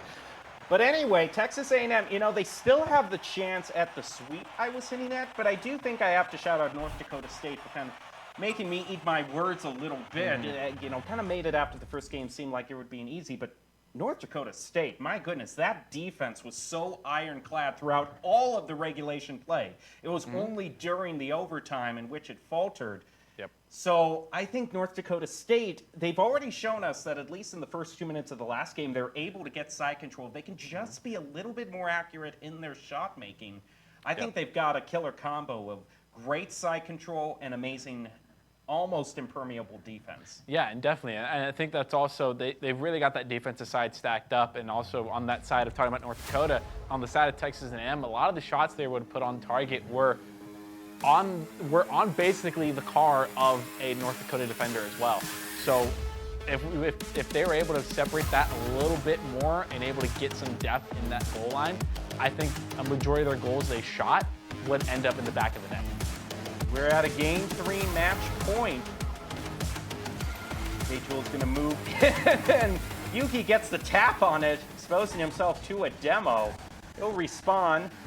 Remzik wins that 50, pushes it back over for Texas A&M. K2 a shot off the wall to center. Yuki has it. It's going to go into the far corner where Heat Assassin is going to take possession. Has to play around Drowsy, not going to be able to. Now back to Remzik. Has to play around Quar Runner. Texas A&M 2 for 2 and blocking a clear. Here goes Yuki with a shot on goal. Heat Assassin deflects over to the corner, credited with the save. Gets another touch, and Quar Runner's going to push it off to his own corner. Try to help Texas A&M regroup and counterattack on this. 4 minutes and 5 seconds left. A soft touch puts a bit of possession here. Yuki was able to send it downfield. K-Tool send it back downfield as well. Quar trying to read up on their own touch. Is not able to get the dunk here. Yuki makes the cut rotation there. Now it's up to Drowsy. Drowsy does get a bang here. Might beat out Heat Assassin. Scratch that. Heat Assassin was correctly in position there. Now off the ceiling. Trying to get a touch. Ceiling shot did not go through. Quar Runner now on the ball. Looking to get a pinch. Does get slightly past Remzik, but Remzik was there to make the touch. Does get a 50 that goes in their favor. Yuki is able to get a read. K2 on the backboard. Able to get a touch. Keep it in green corner here. North Dakota State double commit here. This could be dangerous as Drowsy is there. The double commit is not only dangerous, but also I believe it was Yuki. Yuki ends up getting this Beautiful, just dunk of a double there. And Drowsy found themselves in the correct positioning, and Texas A&M now up 1-0. Game 3, match point, 3 minutes and 28 seconds left. On the kickoff, it's going to be Remzik with the cheat to try to push it toward the goal. Not going to find it, but Runner is going to now push even more pressure onto North Dakota State. They do manage to get a pretty good shot back over toward Texas A&M's corner. Yuki takes it off the wall. Heat Assassin gets a double touch on it. It's going to get a shot on goal. Runner, though, has that as a pretty easy save. Now he's looking at who to pass to. It's going to go to midfield. Heat Assassin intercepts it. Now it's going to have to go up against Drowsy. Uses his boost to get the first touch. Back over to North Dakota State's half of the field. Yuki demos Heat Assassin, makes a bit more space for the defense. No. Unfortunately, he deflects the ball himself on what could have been a great clear for Texas A&M. And North Dakota State will just say thank you for that. Try to put a shot on goal. It's a little bit widened to the right, but that one mistake making Texas A&M feel the heat. Oh yeah, luckily Texas A&M did not get punished too badly here. I might be aiding my own words very quickly. K2 elevates a double commit on the side of Texas A&M as well. A triple commit. There's no clear touches here. Runner is able to get one touch, get it over Remzik. K2 elevates a shot on net, and just ever since Yuki unfortunately was on their way down from the stratosphere, own dunked their teammate, they were not able to recover after that. And a beautiful shot by North Dakota State underneath Drowsy puts them up at a complicated 0-0. 2 minutes and 19 seconds left. I don't know if it's the fact that it's match point or that the shots on goal have been so sudden and close, but both teams showing a bit of shakiness in defense. We're going to see if they can wind that up, get that a little bit more tightened up as Drowsy puts a shot over toward the corner. That corner boost is still up for grabs. Yuki takes it. Quick shot on goal by Heat Assassin. Going to be saved by Drowsy. Faces a demo, straight back onto Remzik, leaving an open goal. And Texas A&M back in the lead. Gave me a heart attack with their Drowsy, cutting off Yuki to get that goal. I understand stealing it from a teammate. I would do it myself, but the tragedy you would have felt and the horror and sorrow if that ball went off the crossbar, it would have been horrific. But luckily for them, it did find its way in the back of the net. 2-1 with the minute, 51 seconds here. Remzik able to soft touch, now able to play possession, looking to keep it going for more. Yuki is able to get the touch and get the dunk. Now the pass in the midfield there. The shot by Drowsy. The speed on that play was exactly what was needed to be executed, and a hat trick for Drowsy to put them up now 2-1 in game 3 match point. And once again, it's a double commit from North Dakota State. It proves to be one of the crucial factors that's allowing Texas A&M to open up a lead. Pretty comfortable one with how close it's been, all things considered. 2 goals is almost insurmountable, I would say, based on how close these games have been. It's the largest lead we've seen so far in this match. And then it could be even larger as a shot on goal is placed by Yuki. K2 with the save, but Texas A&M seems to have found their groove. 1 minute, 22 seconds left in this match, and they're just keep pelting shots on goal. Remzik able to get it clear to the other side. Yuki playing it soft on the backboard there on sidewall. Drowsy now up, gets a touchdown in the midfield though. Remzik takes a shot, puts it bottom right bins, and this game is still alive. Do not count North Dakota out of it. Remzik, beautiful shot placement there. Runner not able to elevate in time. A minute and 6 seconds left. 1 goal lead on the side of Texas A&M. It's enough to win you the game, but it definitely doesn't make you feel comfortable. Not one bit as Remzik gets a demo onto Yuki though, but the ball possession is now on the side of North Dakota though. Heat Assassin still controlling the ball. Isn't able to get the 50 though. Remzik now has to play a bit of defense here. Runner gets an interesting pinch at the sidewall. Now Drowsy taking a shot. Heat Assassin double commits to K2 to get the save. Another shot on net. It's saved out by Remzik. The clear is absolutely massive as Drowsy is going to play it down to the corner here. Now elevates one more time. Not enough boost to keep it going. Actually, the entire side of Texas A&M doesn't have enough boost to keep it going. Just as I say that, they get enough boost. And the demo by K2 taking out Runner. They need to capitalize on these demo plays, though. They cannot be stagnant in their own corner right now. This is the chance for you to eat time, not for Texas A&M to eat the clock away from you. Pass down to Runner. He also has some fresh boost to use, but he's actually going to take the ball instead. Fills up on boost after his shot. Drowsy misses his shot, allowing Remsick to possibly get a buzzer beater shot on goal. Has to happen here, and Yuki with the hero save. Texas A&M quickly grounds it, and that is going to be a 3-0 sweep, but probably one of the most competitive 3-0 sweeps I've seen. Yeah, definitely.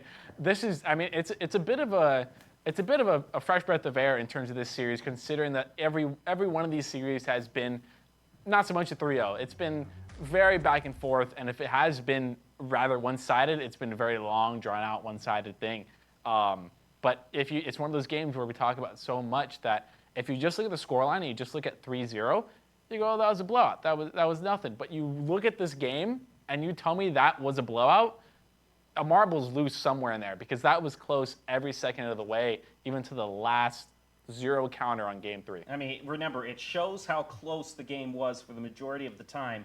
If I called a 2-0 lead, it's insurmountable because it was so close throughout the whole match that a 2-goal lead felt like the whole world. And it ended up being the world for Texas A&M. They managed to win it in the 3rd match. And that is going to do it for us tonight in the Naystar League studio for Rocket League. You'll join us next Monday for more matches in Week 4. And tomorrow we will have Overwatch for you. So be sure to tune in for there. And of course, a thank you to all of our sponsors. We've got Truth, Extra Life, Dunkin' Monster, and Odyssey Elixir. Thank you so much for supporting Naystar League, and thank you to all the viewers for supporting Naystar League by watching out there. Well, we're going to close it out for tonight. We hope you have a good night. Be sure to tune in tomorrow for more esports.